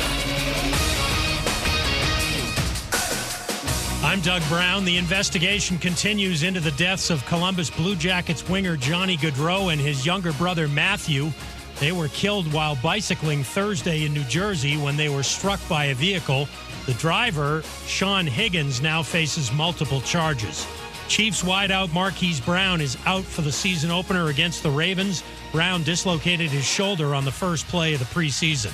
College football tonight on ESPN at 7 Eastern as number 16 Oklahoma hosts Temple. Tomorrow at noon Eastern on ABC, it's number 1 Georgia and 14th ranked Clemson. ESPN's Trevor Maddich says the Bulldogs should beware. Their offense has to be ready for that Clemson defense. Sure. One of the best and most disruptive defenses in the nation Clemson has. But the thing about Georgia's offense is that it is brutally efficient with no weaknesses anywhere. At quarterback, Carson Beck is possibly going to be the first pick in the NFL draft. Trevor Maddich at the U.S. Open today. Coco Gauff advances with a come-from-behind 3-set win over Elina Svitolina. Tournament coverage continuing on ESPN. Hey, it's Courtney Cronin coming up on Monday on Unsportsmanlike. Week 1 of the NFL season is upon us, but which team still has the biggest question marks before they kick off? It's Unsportsmanlike, 6 a.m. Eastern on ESPN Radio, ESPN2, and ESPNU. Palmer Show. Waiting to rise again. You're listening to The Hunt Palmer Show. Brought to you by Quirks, Cajun fried fish and shrimp on 104.5 ESPN Baton Rouge. This is the moment you've all been waiting for. Locking down the middle of the day. Live from the Mercedes-Benz of Baton Rouge studio. This is Hunt Palmer. All right, hour 2 here on a Football Friday edition of the Hunt Palmer Show. I don't know how productive y'all have been the last couple of days. I'm betting not super productive as we get ready for the opener of college football. I'm thinking at this point at 2:02 on a Friday, y'all are freaking worthless. That's my guess right now. If you're even on the job, probably most of you for a long weekend have already hit the road. Y'all are done, and we appreciate you hanging out with us. We're going to get you to kick off one way or another. Matt's out in Vegas. He's going to do his show from the Sin City coming up here at 3 o'clock. And we've got high school football this evening. Kay Wasson and his crew will be involved, and then we'll get you ready on Sunday for LSU and USC. But everybody else in the Southeastern Conference is playing this weekend as well. And just as we did last year, we're going to pick every game we possibly can against the spread in the SEC and see how things shake out. Last year, I was 2 games over 500. That is a phenomenal effort by me. Beck, would you call that phenomenal, 2 games over 500? I would say that is a solid performance. I would call it phenomenal. I would call it solid. I would call it taking Vegas for all it's worth. 2 over 500. I got to do better than that this year. But that's a phenomenal effort. There's no question about it. And let's just be real frank about this. The SEC got started last night, and we got off to a pretty good start. We started with the Arkansas Razorbacks. Coach Pittman had the boys ready to play. We laid the points. Let's see what that sounded like yesterday. Give me Arkansas to cover the 50.5. That's a lot. They may have to score 70, and they may score 70 because Arkansas Pine Bluff. I mean, how many points did they score back? You tell me. They scored 70, huh? That's what I'm talking about. That's brilliant prognostication by me. That is Taylor why Green looks they like pay me thousands of dollars annually to do this radio show. Jalen Green looks like a Heisman candidate. They got to 70, and they did 10-minute quarters in the second half, which I didn't even know was legal, and they did that in college football. I thought that was a pee-wee football thing. Maybe if both teams agree to it, it's like, hey, all right, fine, let's do it. Awesome work. That's a lot of points. We got it. We also laid a lot of points with Coach Drink last night. What did that sound like? And I will take 49.5 is the number on Missouri and Murray State. Give me Missouri to cover that too. I'll lay all the points tonight in the SEC games. You gotta love it. We're off to a 2-0 start, baby. So Beautiful. let's. Obviously, we've got a new era of SEC football. It's going to be the SEC on ABC. So let's get some theme music going and let's go through some picks against the number.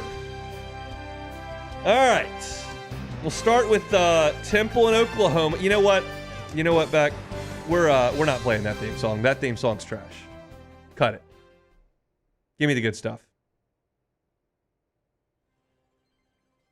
I don't care if it's the Big Ten on CBS. It just feels right. We're doing it one time for the opening weekend of college football. 6 o'clock tonight, Temple and Oklahoma. It is a 42-point number. Temple's gone 3-9 the last 2 years, 1-7 in league play the last 2 years. They're not good. They were picked last in the American this year. I'll take OU and lay the 42 points in that one. So give me the Sooners in the Jackson Arnold era. 11 o'clock on Saturday, big one from Atlanta, Clemson and Georgia, that number 12. Georgia gets 7 starters back on defense. Carson Beck does lose Ladd McConkey and Brock Bowers, his top 2 targets.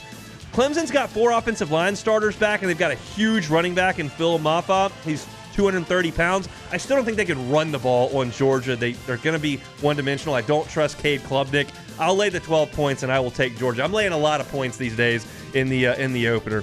Let's see. Vanderbilt is hosting. I wrote down UT, and I don't even know who that is. I don't even know who Vanderbilt's playing. Oh, it's VT. Yeah, VT. Virginia Tech. That's my handwriting, folks. Virginia Tech is laying 13.5. Look, Vandy was my nemesis last year. I could not get a Vandy game right. Now I don't even know who they're playing. So how am I supposed to get a pick right there? Give me the Commodores. That line seems way too short. 13.5. Everybody beats Vandy by 13.5. Anchor down. That would be really easy to do, but I don't think they can do it. Come on, Coach Lee. Vandy's going to cover the number 13.5. Tennessee Chattanooga's going to Knoxville to play the Vols. 38.5 is that number. When Tennessee gets going fast against these terrible teams, they can't stop them. Like, they just can't stop Tennessee. I think the Vols score 60-something. That's going to be enough to cover against the Mocs. Give me Tennessee. 38.5. I will lay the points. 2:30 kickoff. Colorado State is at Texas. I like Isaiah Bond and Silas Bolden at wide receiver for Texas. I think those guys are going to be really good. Colorado State was 5-7 last year, but they have a good quarterback. Braden Fowler Nikolai, something like that. Whatever. He threw for a lot of yards, 3,460 last year, and 22 touchdowns. He did throw 16 interceptions. That's not good. He's got to clean that up. But the Rams are going to score enough to cover that big number. So I will take Colorado State to cover against Texas. I think they score enough points to make that happen. Big one in the Swamp, 2:30. Everybody is going to be sweating in the Swamp at 2:30 for a Miami-Florida game. Gators catching 2.5 at home. Cam Wars and Graham Mertz are very good players. On paper, Miami is better. Here's the deal about paper. Mario Cristobal coaches that paper, and he's terrible at coaching. So give me Florida to win the game at home in the Swamp. I'll lay the number. I'd take them on the money line. I don't like Sunbelt Billy's chances this year. I do think they beat Miami in the opener. 3:15 SEC Network, Old Dominion at South Carolina. That's a 21-point number. Look, Old Dominion hung with Wake Forest and Virginia Tech last year, but I think Shane Beamer needs some brownie points. I think he needs to get everybody giving the warm and fuzzies after last year. I think they run it up on Old Dominion. Give me South Carolina to beat Old Dominion by more than 21. At 5 o'clock, Eastern Kentucky at Mississippi State. That's a 24.5-point number there for the Dogs.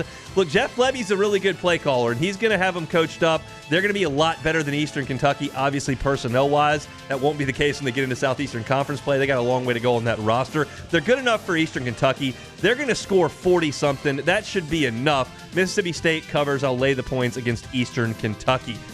Saban's gone. Did you hear that? Kalen DeBoer era starts against Western Kentucky in Tuscaloosa. 6 o'clock kick. 31.5 is the number. Do you know who Western Kentucky's quarterback is? It's T.J. Finley.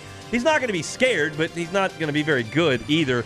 I just don't think that they're going to score 17 points in that game. That makes Bama a very easy pick for me at 31.5. So give me the Tide to cover and roll over Western Kentucky. Replay this song there, Beck. Furman at Ole Miss, 6 o'clock kickoff. 42.5 is the number. Here's the deal with this game. That's a big number. Lane Kiffin's going to want to score a lot of points. However, they're going to run the ball a ton in this game. I think that runs the clock. Maybe Furman gets a touchdown here or there. Give me Furman to cover 42.5 in a game that goes by pretty quickly with that Ole Miss rushing offense. All right, here's the big one that everybody's got their eyes on for the SEC. 6:30 kickoff from Kyle Field in College Station. Game day's there. It's Notre Dame at A&M. The Aggies are a 3-point favorite at home against Notre Dame, who is ranked in the top 10. You know all the connections here. Riley Leonard played for Duke. Mike Elko. Mike Denbrock's now the offensive coordinator at Notre Dame. You'll see some things that you recognize in that game from Jaden Daniels' offense. Notre Dame's defense is supposed to be really, really good this year, and it should be. And if they can bottle up Le'Veon Moss in that A&M running game, they'll win the game. I just don't know if they're going to do that. I like Connor Wigman. I like Kyle Field in this game. Give me the Aggies to win the game and cover the 3. I will take Texas A&M. I think a lot of people on Notre Dame in that game. Alabama A&M is at Auburn. This number is 57.5. 57.5. And there's reason for that. Alabama A&M last year played Vanderbilt, and they lost 47-13. That is not good. The year before that, they played UAB, and they lost 59-0. Alabama A&M, not a great team. However, give me Alabama A&M. I think we can cover 57.5. I think we can do it. I've got trust in the Bulldogs. I just looked it up an hour and a half ago. They are the Bulldogs. I trust them. Cover the 57.5. Let's go Alabama A&M on the Plains. And the last game we'll pick here, Southern Miss at Kentucky. It's a 27-point number. Southern Miss was 3-9 last year. They lose Frank Gore Jr. I don't think they're very good. I don't think Kentucky's very good either, but it's easy to see them scoring 40 points here. I think they coast and get a win over Southern Miss by more than 27. Give me the Cats. I am laying a glutton of points this week all over the Southeastern Conference, but it did us good last night. We're off to a 2-0 start. That's a great week of picks by me. Unbelievable work there. Beck, what do you think? Yeah, I think hundreds of points are being laid this weekend. I mean, 27 for Kentucky. I'm catching 57.5, so that kind of brings it back. Bring it down, that kind of brings it back. But I'm laying points with A&M. I'm catching 42.5 with Furman too. So there are some where I'm taking the points, but for the most part, like it's just the haves and the have-nots in college football. It just gets ugly. I mean, when Arkansas is beating people by 70, we got problems. That's where we are. I watched Trey Biddy's walk and talk. He covers Arkansas and he does a walk and talk on his selfie stick after every Arkansas game. And last night he was talking about War Memorial Stadium and he was like, "Well, there's apparently no bathrooms or running water or ice in War Memorial Stadium." That's just so par for the course. You would think if Arkansas is going to go play there every year, the city would just go spend $180,000 on amenities. I mean, that's not going to do a ton, but like just get something together in that stadium if you're going to go there every year. Really pathetic work there from I cannot Arkansas. Believe they had a 10-minute quarters in Fayetteville. That is shocking stuff. Maybe all the fans were leaving because there was no bathroom, so there's like, well, we got to finish this game. We got to get this over with. Get back to Fayetteville. All right, that's your SEC picks against the spread. What do we think about the theme song for the SEC? I'm not a fan. I mean, so what about what? I mean, I like it. I think it's fine. It's just not. It's okay. You don't have the nostalgia built up. Yeah. That's what it's all about. It is, but I do think that the original just gets you juice. Like the other one is almost like an orchestral score from some like romance movie or something. It's not as good. But I still get the nostalgia from the SEC the ESPN stuff from like the 90s when you had you had Ron Franklin on the call and like you had Adrian Karsten on the sidelines, like when you hear those tones, like that gets me fired up as well. There's just a nostalgia to it, like the SEC the NBA on NBC, like that's great stuff. And you just are not going to have that immediately. I think as time goes on, and if this is the song for the next 15 years, like eventually I think you'll get some emotional things that go to it. But like right now, you're just used to Vern and Nestler coming in from the Swamp or Tiger Stadium or coming in from Bryant-Denny, and like there's that song, and you just got a lot of emotional investment in that, and there's just not that much emotional investment in what they're doing there. So we'll come back as we do every single week, and we will check those on Monday, and those will be perfect. That'll be a perfect clean sheet, and then we'll be off and running. I had a great like week 2 or 3 last year that like really catapulted me way over 500, and I kind of stayed there the whole time. We got to get off to a good start. That's what they tell me. So we'll try to do that. All right, let's redirect the conversation back to LSU and USC. We'll do that when we come back on the Hunt Palmer Show. The Hunt Palmer Show.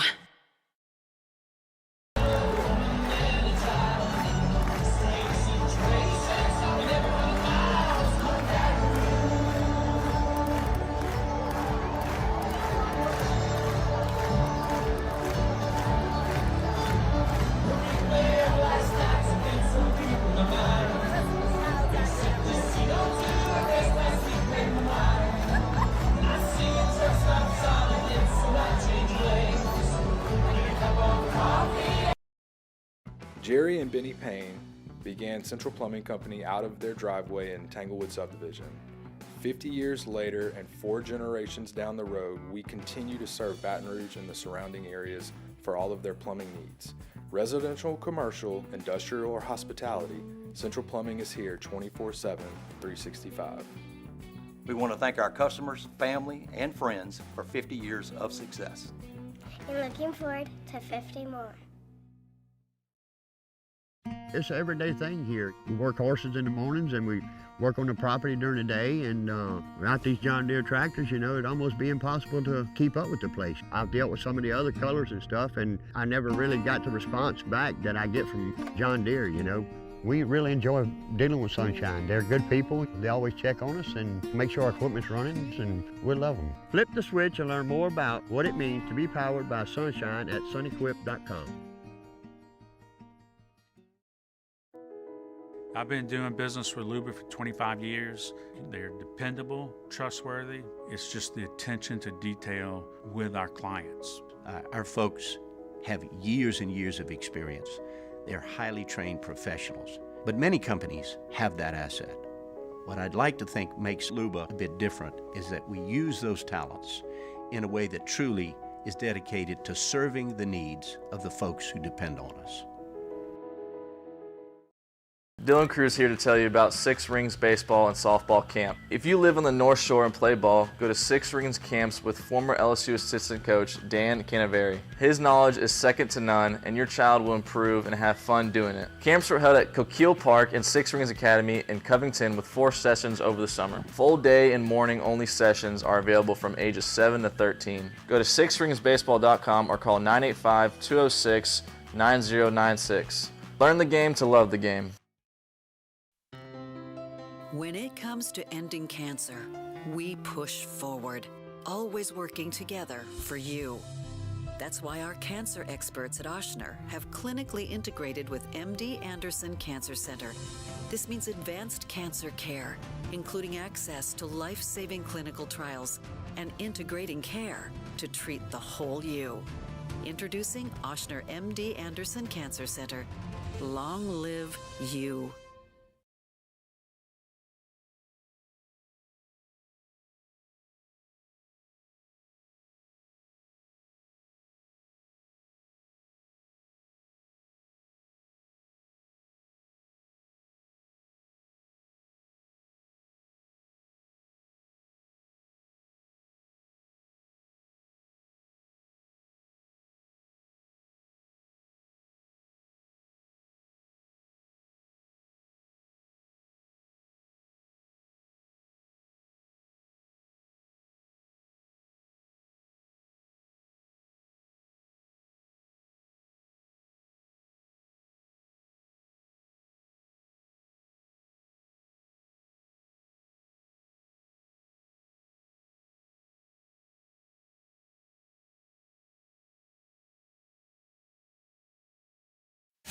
This is the Hunt Palmer Show, brought to you by Corks, Cajun fried fish and shrimp.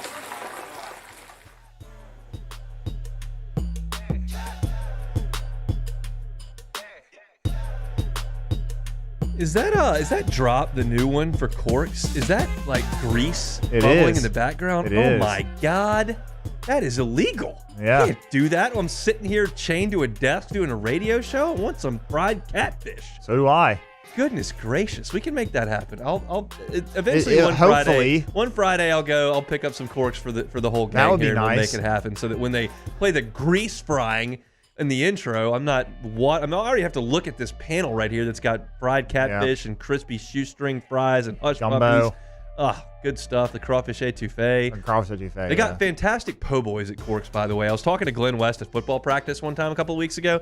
He was like, man, I was listening to your show one Friday, and you started talking about Corks, and I went over there and got a po' boy. It was incredible. Wow, and Glenn is a NOLA guy. So, it's not some guy that came in from Utah and he's like, oh, my God, this po' boy is unbelievable. He's from New Orleans. So, it just goes to show you your advertising is working, Hunt. Well, it should. If you're not paying attention to Corks, you ought to be, because it's really, really good stuff. And if you're looking for some food for the game on Sunday, for sure, get on by Corks and pick something up. All right, Beck, you listen to my show. I would say you listen to 80% of what I say. There are times where you're zoned out over there handling something, but I would say you listen to a reasonable amount. I am being painted as this huge negative human these days. You are, Hunt. You're the most negative LSU guy I ever heard. That is ridiculous. I don't know how I've garnered this. I think because Cassie and Jesse and the whole video crew were putting all that cornerback stuff that they put all over the internet that everybody saw, and everybody just thinks that I'm just the most negative human who ever lived. I really don't think that's the case. No, it's not. I think that I'm fairly optimistic all the time, but I am a little bit guarded with some things. And obviously, I made a lot of waves early on in camp because I was just frustrated out there with how often the wide receivers are winning. Now, if you go back and listen to those segments, I was very clear about a couple of things. One, those drills are very much geared to the offense. I routinely gave that disclaimer. That is expected to an extent, but it seemed to me to be even more so unbalanced as things went along. And that's why I made that comment or went on that type of, I guess you could call it a rant, that I'm very concerned about LSU's ability to cover. And we've seen 11 on 11 where those guys improved, and I said that in my segment as well. I said when they go to 11 on 11, it is a little bit better. But I gave the caveat. I was like, but at times, like, the game does turn into one-on-one out there, and you've got to win sometimes. And so I did have that concern. Now, let's put another caveat in here about today's show. I opened with the most important topic I thought of the day, which was LSU's running game, and I suggested that USC probably doesn't have a great run defense, that LSU does have a really good offensive line, and they should be able to dominate up front. I said that. I was very open, very upfront, said, look, I like LSU's chances to run the ball and break USC's will. I do. But I also put that into a little compartment here with as one of the two most important things in this game. The other is USC's ability to throw the ball. And that's what we're going to talk about here very briefly. Like, here's the deal. I know right now is everyone's most optimistic time. Whether you are an Alabama fan, whether you are a Purdue fan, whether you are a Penn State fan, an LSU fan, a Texas fan, right this second is as optimistic as you're going to be. Very few, if anybody's hurt. Nobody's made a mistake on the field. Nobody's lost. You haven't given up a third and long. You hadn't fumbled it. Everybody feels great. That is the nature of this sport, the nature of really every sport. You always feel like this is going to be a great year when you're supporting a team, and that's awesome. And I feel to an extent about the team like that. But I do have concerns. And I think if you are an LSU fan who has no concern about the matchup of USC's wide receivers on LSU's DBs, I don't know that you're being realistic. This is a huge concern of mine. I just want to kind of lay this case out. We talked yesterday about the USC wide receivers. We've mentioned Zachariah Branch a lot and his ridiculous playmaking ability. He's fantastic. But there are other guys that are now kind of ascending up that depth chart. We talked about Deuce Robinson, who's 6'6", 215, and was the number one tight end of the country. Talked about Jacoby Lane at 6'4", who's a great athlete, and Mekhi Lemon and those guys.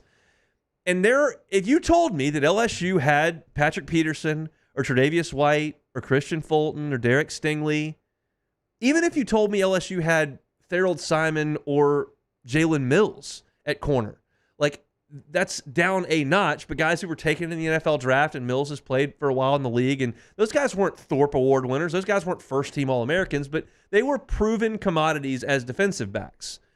If you feel that way about Ashton Stamps right now, okay. If you feel that way about Sage Ryan after 3 years, okay. If you feel that way about Major Burns or Jordan Allen, who hasn't played, I'm just not right there on the same page. Like that level of those guys have not proven anything at this level. Like Sage Ryan and Ashton Stamps were out there all of last year, and you saw the results. Major Burns was out there all of last year, and you saw the results. Jordan Allen was on the team last year and didn't really play. So there's going to have to be a group effort to guard against that, because quite frankly, calling this anything but a mismatch would be disingenuous. Like, these USC dudes are 5-star recruits, number 1 player in the country, explosive NFL-type players, and LSU's secondary is completely unproven. Completely. Now, with that being said, you can help those guys. You can do some things with coverage. You can get a pass rush.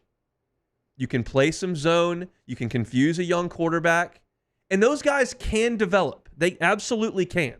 Calling Ashton Stamps a complete bust after 1 year of being thrust into action on a dumpster fire of a defense is not where I'm going here. I think Ashton Stamps has a lot of talent, and there's a reason why he immediately showed up and a lot of people really liked him. It's because he's got a great attitude, he's tough as nails, and he's got some athletic gifts. But he hasn't been an impact player for LSU yet. And some of the stuff I saw early in camp was a little concerning. LSU's got to create some havoc up front to help these guys.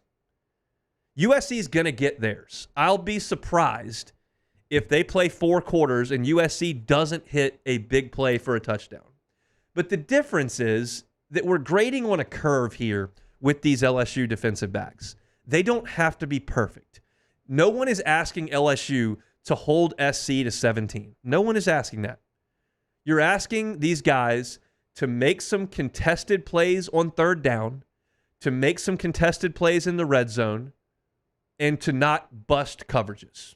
That's really what you're asking. Get off the field a couple of times on 3rd down, make a play in the red zone to force a field goal, and don't just give them chunk plays like LSU did a lot of last year. It doesn't have to be full-fledged DBU, no-fly zone, shut it down. You don't have to look like the 2003 LSU Tigers against Jason White and Eli Manning. That day is done.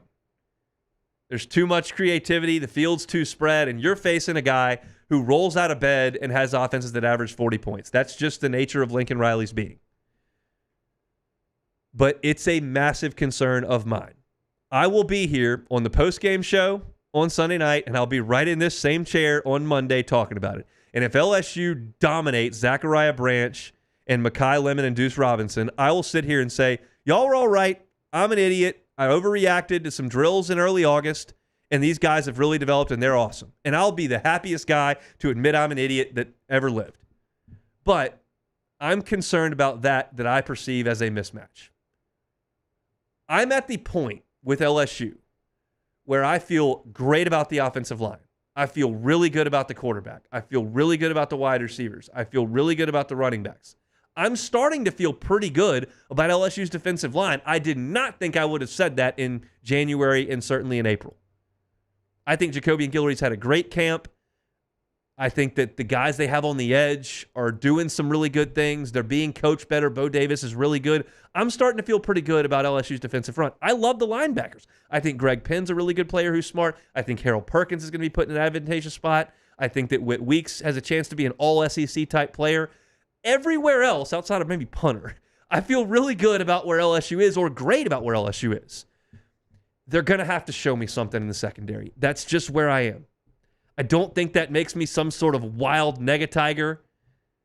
Shout out Tiger Droppings. They called me the Eeyore of Baton Rouge Sports Radio, which is now my fantasy football team name. I like that. Oh, that's good. Had a guy also call me, I believe, I'm turning into Glenn Gilbo. I love Glenn Gilbo. We do know that Glenn likes to stir the pot a little bit. I love Glenn. Love to have a beer with Glenn. I've known Glenn for a very long time. He does like to stir the pot a little bit. I don't see myself as being overly negative. Is anything that I'm saying right now, Jacob Beck, overly negative or unfair or incorrect? No, it's not. I think it's so common, especially in radio, where people only hear certain snippets of segments or anything you're saying and don't hear everything else. Like the segment we did a couple days ago, I can't remember if it was Monday or Tuesday, where you gave your case for. You remember I was the arbiter. Yes. So like I saw the chat. People were in there going crazy when you were doing your first one about the team going 7-8-4, 7-5. 7-5, right? And people did not obviously hear that you were going to be doing both sides of it. Right. And so people probably heard that and they're like, oh, look at Hunt, he's so negative, and that's all they heard. So I'm not shocked that happened, but yeah, when it's radio like this and people only hear certain things, then it's not surprising. People hear kind of what they want to hear at times. I do understand that, and we're here to just entertain and give an opinion. And look at me today. I'm wearing an LSU shirt, an LSU hat, an LSU belt, LSU socks, and LSU shoes today. I don't think anybody's going to confuse me for a guy that hates the program or is ragging on him. But I'm going to be upfront. I'm going to give my pick at the end of the show. I'm going to be upfront. I'm going to have to see it with these DBs. That's just a massive concern. Again, if you told me that LSU had Thorold Simon and Jalen Mills on the corner, who were baseline good LSU players, not the All-Americans, not what we saw last year. If you told me you had those two guys on the corner, I would say LSU's a playoff team.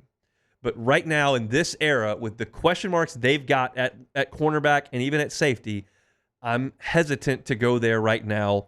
And I just really wish that they were playing Iowa on Sunday instead of Lincoln Riley. That's like the last guy I want to see come through that door right now. But I do like a lot of the other things about LSU's football team. That's just the one bugaboo that I've got. So we'll see how they do, and I'll give you my pick at the end of the show. Our Friday show is brought to you by Corks, Cajun Fried Fish and Shrimp. We're going to take a time out now. When we come back, it's a little bit of take it or leave it. We'll talk about a little bit about the national college football landscape. Then my final pick coming up in about 25 minutes. Don't go anywhere. It's a Football Friday edition of The Hunt Palmer Show.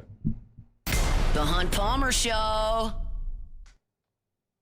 Got to talk about LeBears, don't I? I forgot what segment we were in right there. Yeah. LeBears is awesome. We were there last night. You got to make LeBears Baton Rouge your game day headquarters this season. They got the biggest screens around, and now you can bet and dine at ESPN Bet in person. I've got some real bad news for y'all.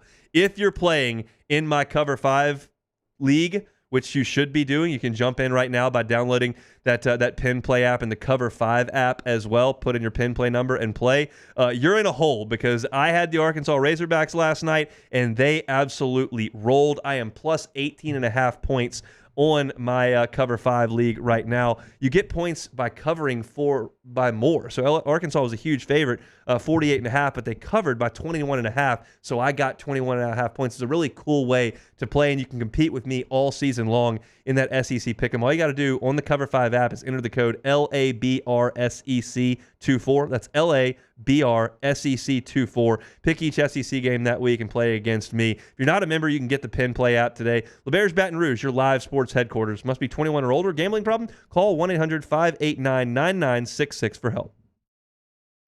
It's no secret. The best oysters in Baton Rouge are at Jolie Pearl Oyster Bar. Enjoy mouth-watering South Louisiana flavor and oysters from all over the country. And don't forget our nightly drink specials.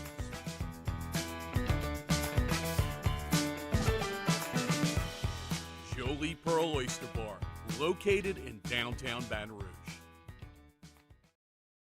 Breck teamed up to reimagine your parks, and you imagined big. With your help, we went to work, creating 12 beautiful community parks across the parish. A family-sized water park, miles and miles of trails, and parks just for your dogs.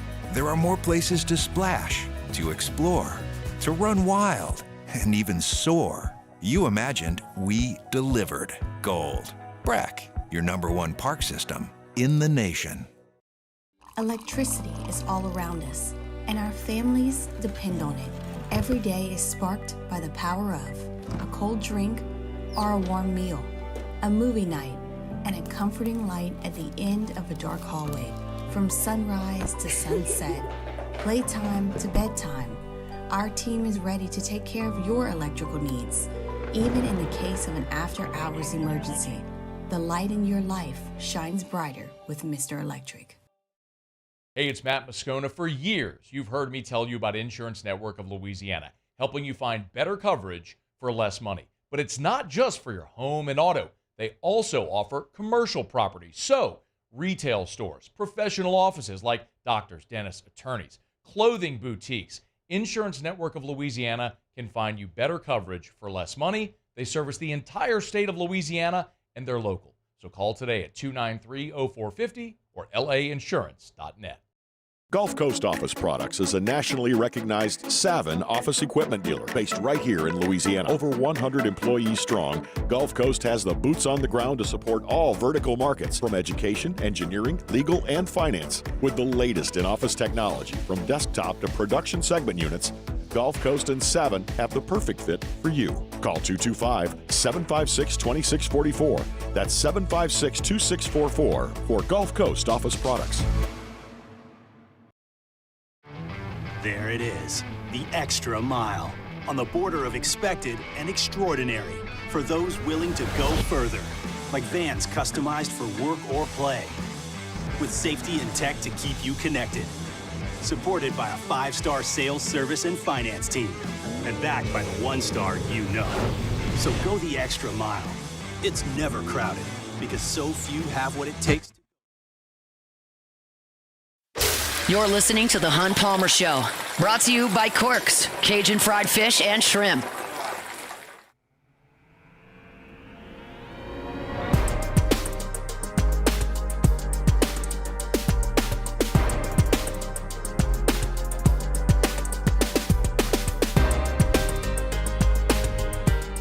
Travis Hunter had a pretty good night last night. Beck, I know you were on the clock last night, but did you see the highlights of Travis Hunter? Yeah, he's pretty good, I think. Oh, my gosh. But Colorado, look, as a whole team? Here's the deal. They've got 2 top 12 picks on that team with Shedeur and Travis Hunter, and they don't have anything else. They got nothing else. They got Shiloh Sanders out there committing 15-yard penalties left and right, and not much else. And, those guys are going to be gone after this year. And they were on the ropes last night entering the fourth quarter. Now, they pulled away because they're an FBS team that's supposed to be, move on the up, and you're playing an FCS team that lost 4 games last year. But I think they're now – it's crazy what 365 days can do. I think there are now more people betting against Deion than there are people betting that he will be great. That's what I'm thinking, yeah. I've got that sentiment. After week 2 last year, everybody had him taking the Florida job – and rapidly moving up because he was flashy and they were getting some players and they had beaten TCU and whatever the case may be, and then they lost a bunch of games. And now I think because of the lack of high school players in their signing class, because of his interviews and some of the things he's done off the field, and then because of the product on the field that's really being carried by 2 guys, it just feels like most people are thinking that this is not going to work out. I'm certainly in that number. Yeah, I mean, me and you both yesterday, I thought, and we both thought that they were going to win by 2 touchdowns in that game, and it came down to a Hail Mary. And North Dakota State They caught it, but it was just too short. Unfortunately, the quarterback just couldn't throw it far enough, so they escaped with the victory. But man, that was a wild game, and props to North Dakota State for the performance they put in there. But yeah, Colorado ekes out that win. I'm not sure how they're going to fare next week, though. They got Nebraska next week. I got a week to change my mind. I might take Colorado to win that game. I think everybody's going to be on Nebraska. They probably are. I might be zagging on that one. I got a week to change my mind. We'll see what happens. But as far as a coaching matchup there, Matt Rule against Deion, I'm not sure that I think that's a bit of a mismatch. But we'll see. That's Colorado football talk for the day. There were actually a lot of people in the Bears Sportsbook last night watching Colorado, and it sounded like everybody had money on Colorado. So they were probably not thrilled I'd left by the time that it went final. But it was a great time out there at LeBears. We'll be there coming up next Thursday as well, so looking forward to that. All right, we're going to do our final pick at the end of the show, as we will every single Friday. I got to give you that in about 15, 20 minutes. So for right now, let's play some Take It or Leave It. As Hunt drops his pin. I did. All right. Stabbed myself with it. Oh, good. That was not great. All right, first one here. This seems like more of an OTB Hour 3 topic here. During an intimate backseat moment, a Philadelphia couple accidentally nudged the gear shift in their Range Rover and sent the car plunging into the Schuylkill River. I'm not sure if that's how you say it, but that's Philly talk. Who knows? Take it or leave it. I mean, that's tough. That's tough. I mean, you're out of Range Rover there. I mean, I guess insurance covers that. Maybe it's comprehensive insurance. You got the cause in the insurance world. I don't know if they're going to want to know about that cause there, but Look, I think we got to leave this. We can't be doing some things in the back seat and have a Range Rover go into the river. I'm glad they were able to get out of the car. That's good. That's a good start. I don't know if they were clothed when they got out of the car. But that's a tough scene to lose the Range Rover because you couldn't wait. Just wait to get on home. I don't want to know, but I also do want to know how they managed to put the car in gear while they were doing that. Like it says they're in the back seat. The article I read said they're in the back seat. How do you put a car in gear? You're gonna put your foot on the brake to put it in gear. I don't know what happened there, but that is a wild story for sure. It's a tough scene. T-Bob will be all over that one. Yeah, of course. Moving on to the next one here. 60-40 LSU split in Allegiant Stadium Sunday. Take it or leave it. I'll take it. I think LSU will have more. It is really close to LA, drivable like 3.5 hours. But USC I think. they don't care. I mean, I go back to this all the time. This is wild to me, and I've never gotten over it. UCLA for the LSU game in the season opener was giving away tickets to any California high school student that wanted to go in. You know how many people go to high school in California? A lot. More than 100-something thousand at the Rose Bowl seats. That was wild to me. So SC will have a contingent there, but this has been on LSU fans' bucket list for a long time. This has been on a lot of people's calendar for a long time. I know a ton of people that are going up there. I'm sure the airports were full. Apparently, a Dallas to Vegas flight yesterday ran out of alcohol, which is not surprising. Oh, yeah. That happened to a lot of the flights up to Seattle back in 2009. So, I think LSU will have a little bit more. I'm always interested in those splits because Florida State absolutely split at 50-50 in the Superdome a couple years ago. Orlando was like 90-10. I mean, no LSU fan had any interest in going to Orlando, and Florida State's right there, so they filled that place up. But I think LSU will do well in terms of numbers. I was talking to my dad earlier today. He's in Vegas and said that there was a little bit of purple and gold yesterday. There's a lot today. That number's only going to go up tomorrow and certainly on Sunday on game day. So yeah, I think LSU will have a larger crowd than SC. I don't think it'll be significant. It's not going to be like 75-25. SC will have some people there, but I think LSU will have a little bit more.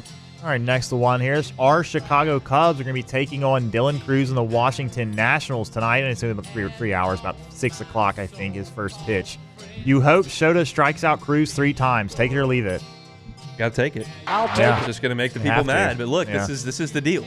I mean, people were asking me if I was pulling for Mondo Duplantis against the American pole vaulter. Absolutely not. I mean, when you're on my team, you're on my team. When you leave my team and you play against my team, you're not on my team anymore. Like Dylan Cruz is a hero in Baton Rouge. I adore the guy. Great family, unbelievable player and guy. And I'm pulling for him, and I was thrilled to see him hit his first home run. Got his first hit off Garrett Cole. When you play the Cubs, that's out the window. I needed them to light Skeens up the other day. They got the win in that game. That really wasn't Skeens' fault. That's bullpen blew a 7-run lead. But I don't need Cruz getting hot, beating the Cubs today. We're trying to get back into a pennant race here. We're in it hot. As soon as the Cubs are out of the race, sure, they can light them up. But as long as we're in the race here, I got to have Dylan Cruz putting an offer up there today. So that's what I'm pulling for. My apologies to all the defends, but that's what I got to have. The Cubbies are trying to get back in the race. Yeah. Speaking of which, hopefully our engineer Bo Wegman, who is a noted Pirates fan, is listening to this. Yeah. When I almost said the Hunts. When the Cubs came back against the Pirates and scored 7 runs. After they were down 7 runs in the 7th inning. Yes. I saw a statistic that in the last 7 years when that happened, the team that was up by 7 runs was 1,192-0. They were undefeated. And there's a good chance Bo is listening. They're on the air in 18 minutes, and so he's got to have that all wired up and ready to go from Vegas. So he may be listening. Bo, the Pirates stink. Sorry about that, buddy. Yep. Moving on, West Virginia will upset Penn State and Morgantown. Take it or leave it.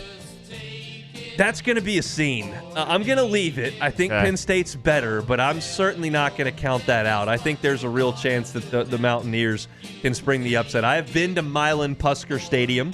Unfortunately, it has a walled-in, glassed-in press box, so I didn't get a real sense for the noise in 2011 when we were there. Incidentally, I went to a Pirates game when we went up there. But it's a raucous environment. As long as Morris Claiborne doesn't run a kickoff back, they're pretty raucous there in Morgantown. They're going to be fired up for that game. But I think Penn State's a little bit better. I'm probably a smidge higher on Drew Allar than everybody else. Everybody's kind of quit on him. He's still a big talent, and James Franklin has gotten some quarterbacks to play pretty well, and he's more talented than all. He's certainly more talented than Trace McSorley and some of those guys. So I'll give him one more chance, and I'll take Penn State there. But that's gonna be one of the best environments of the weekend.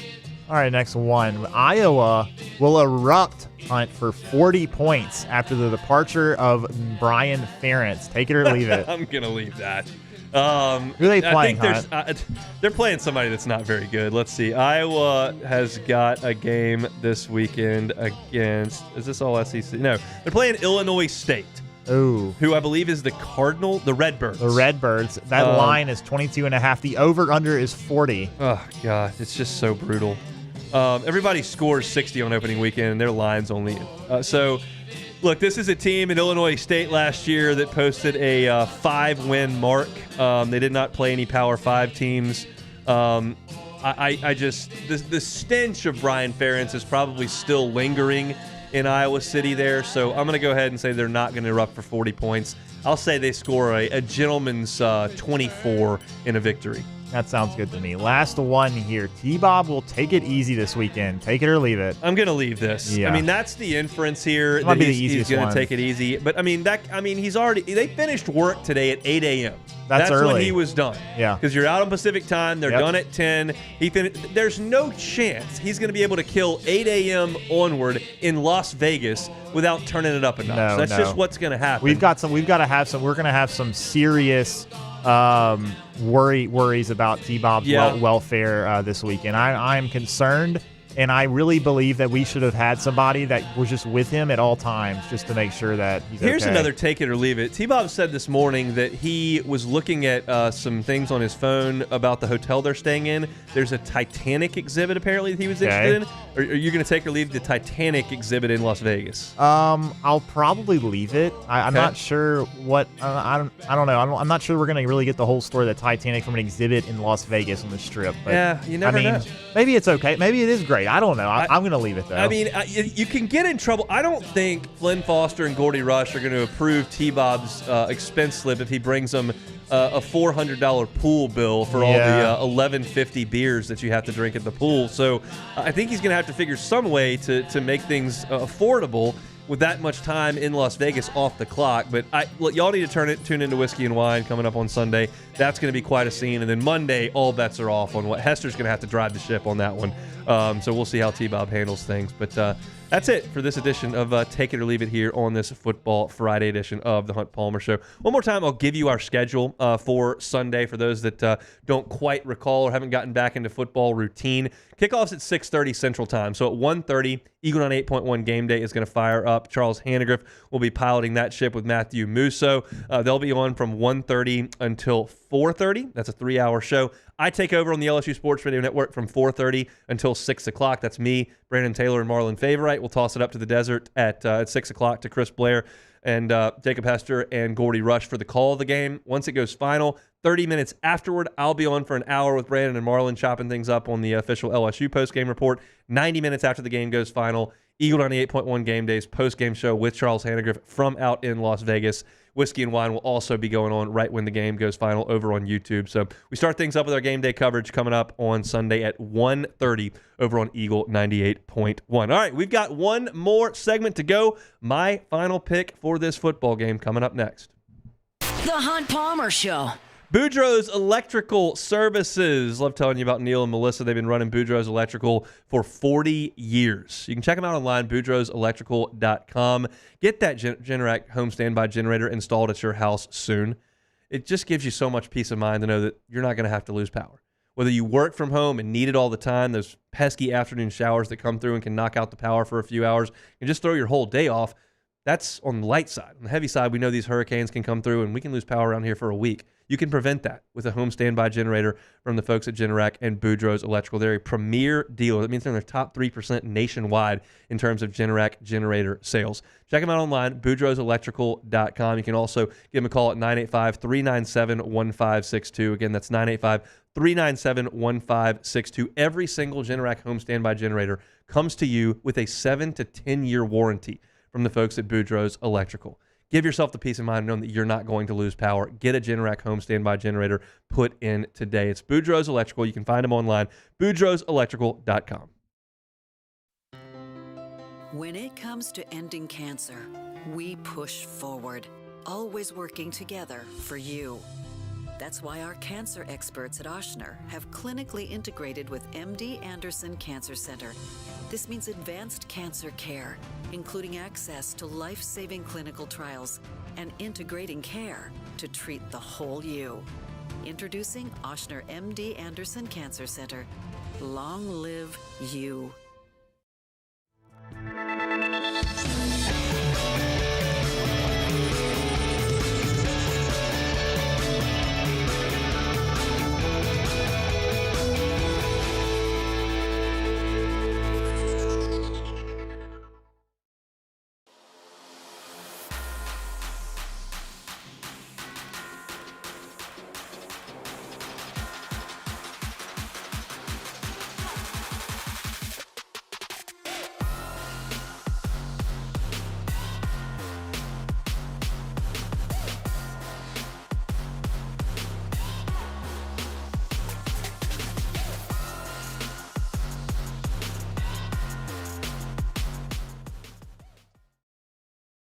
Jerry and Benny Payne began Central Plumbing Company out of their driveway in Tanglewood subdivision.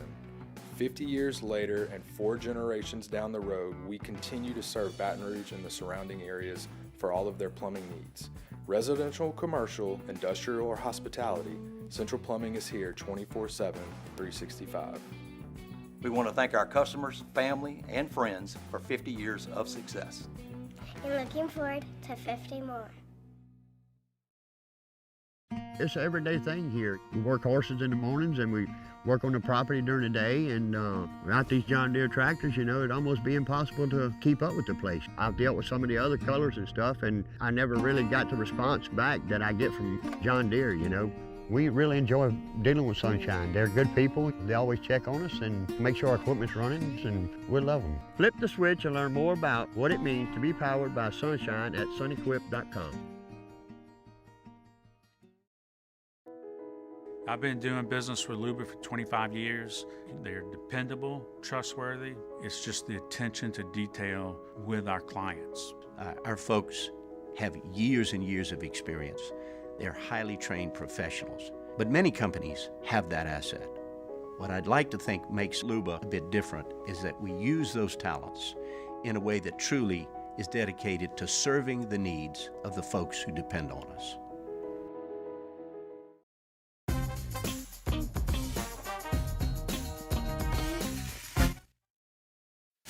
This is the Hunt Palmer Show, brought to you by Quirks, Cajun fried fish and shrimp.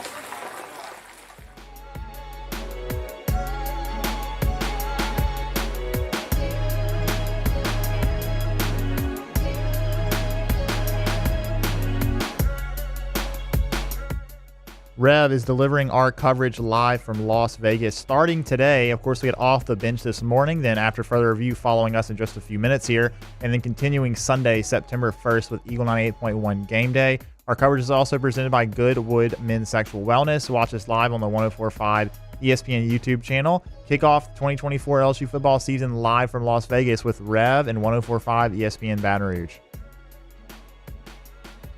Going to have a ton of coverage up at LouisianaSports.net all weekend long. Got my key matchup to watch. I'm about to write a column this afternoon for the site. During the game, we'll have live stories that are up as we hear some things, and post-game, we'll have a story up and then a column up as well on LouisianaSports.net. All your LSU coverage, all your Saints coverage there in one spot, and it's all free over at LouisianaSports.net, so appreciate you all for helping us out and for heading over there and checking out the content. Our numbers have been fantastic over the first week and a half, and we're fired up to dive into football season over there at LouisianaSports.net.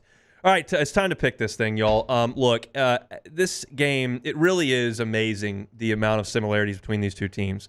Third-year head coaches that came from power programs that are looking to get over the hump. Fourth-year quarterbacks who are high on age and low on experience. High-powered offenses that are replacing their top pass catchers and the Heisman Trophy winning quarterback that went 1-2 in the draft. Defenses that have been very, very poor last year that are bringing in new coordinators from lower levels that they anticipate are going to make a huge difference. There are just a ton of similarities. And one team is going to come out of this game on Sunday feeling like they're a legitimate playoff threat. And one team is going to be doing some significant soul searching. That's just the way that it is. You're not eliminated based on what happens on Sunday night. We're living in a 12-team playoff era where you can rebound from an early loss, but it just makes your margin of error so tight. And this is a huge game for both of these programs. I really feel good about a lot of what LSU is doing. I think Garrett Nussmeier is going to play a really good game. I love what LSU is going to try to do in the running game. I think Josh Williams and Caleb Jackson are going to do a really good job. I think Mason Taylor is going to have a big game in this game. And I think LSU is going to do really well on the offensive side of things. The defense does concern me a little bit. I'm feeling better about LSU's ability to protect up against the run, to slow that down. USC is going to want to throw it, and I am concerned, very much so, about LSU's ability to cover in the back end. Y'all know that at this point, and Lincoln Riley wants to attack that in a big way. Obviously, you can think about turnovers and red zone efficiency as keys in any game. So that's an evergreen, that's a cliche, that matters all the time. But if you're really going to boil this thing down, I think it comes down to two things. I think it comes down to LSU's ability to run the ball and USC's ability to throw it. And if you were to show me those statistics right now, I could probably give you a pretty good idea of how this game goes.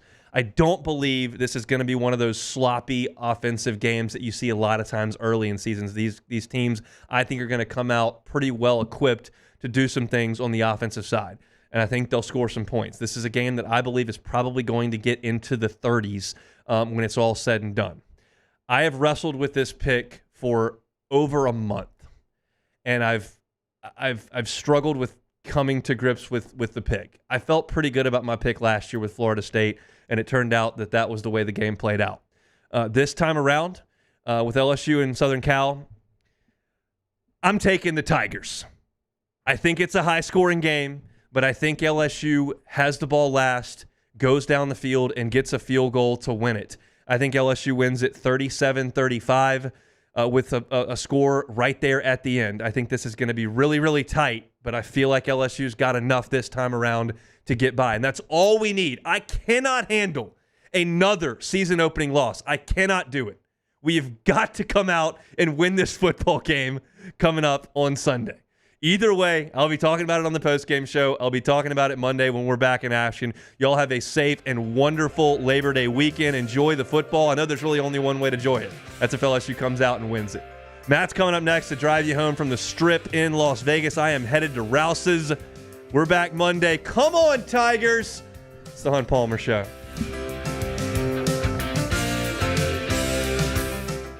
The Hunt Palmer Show.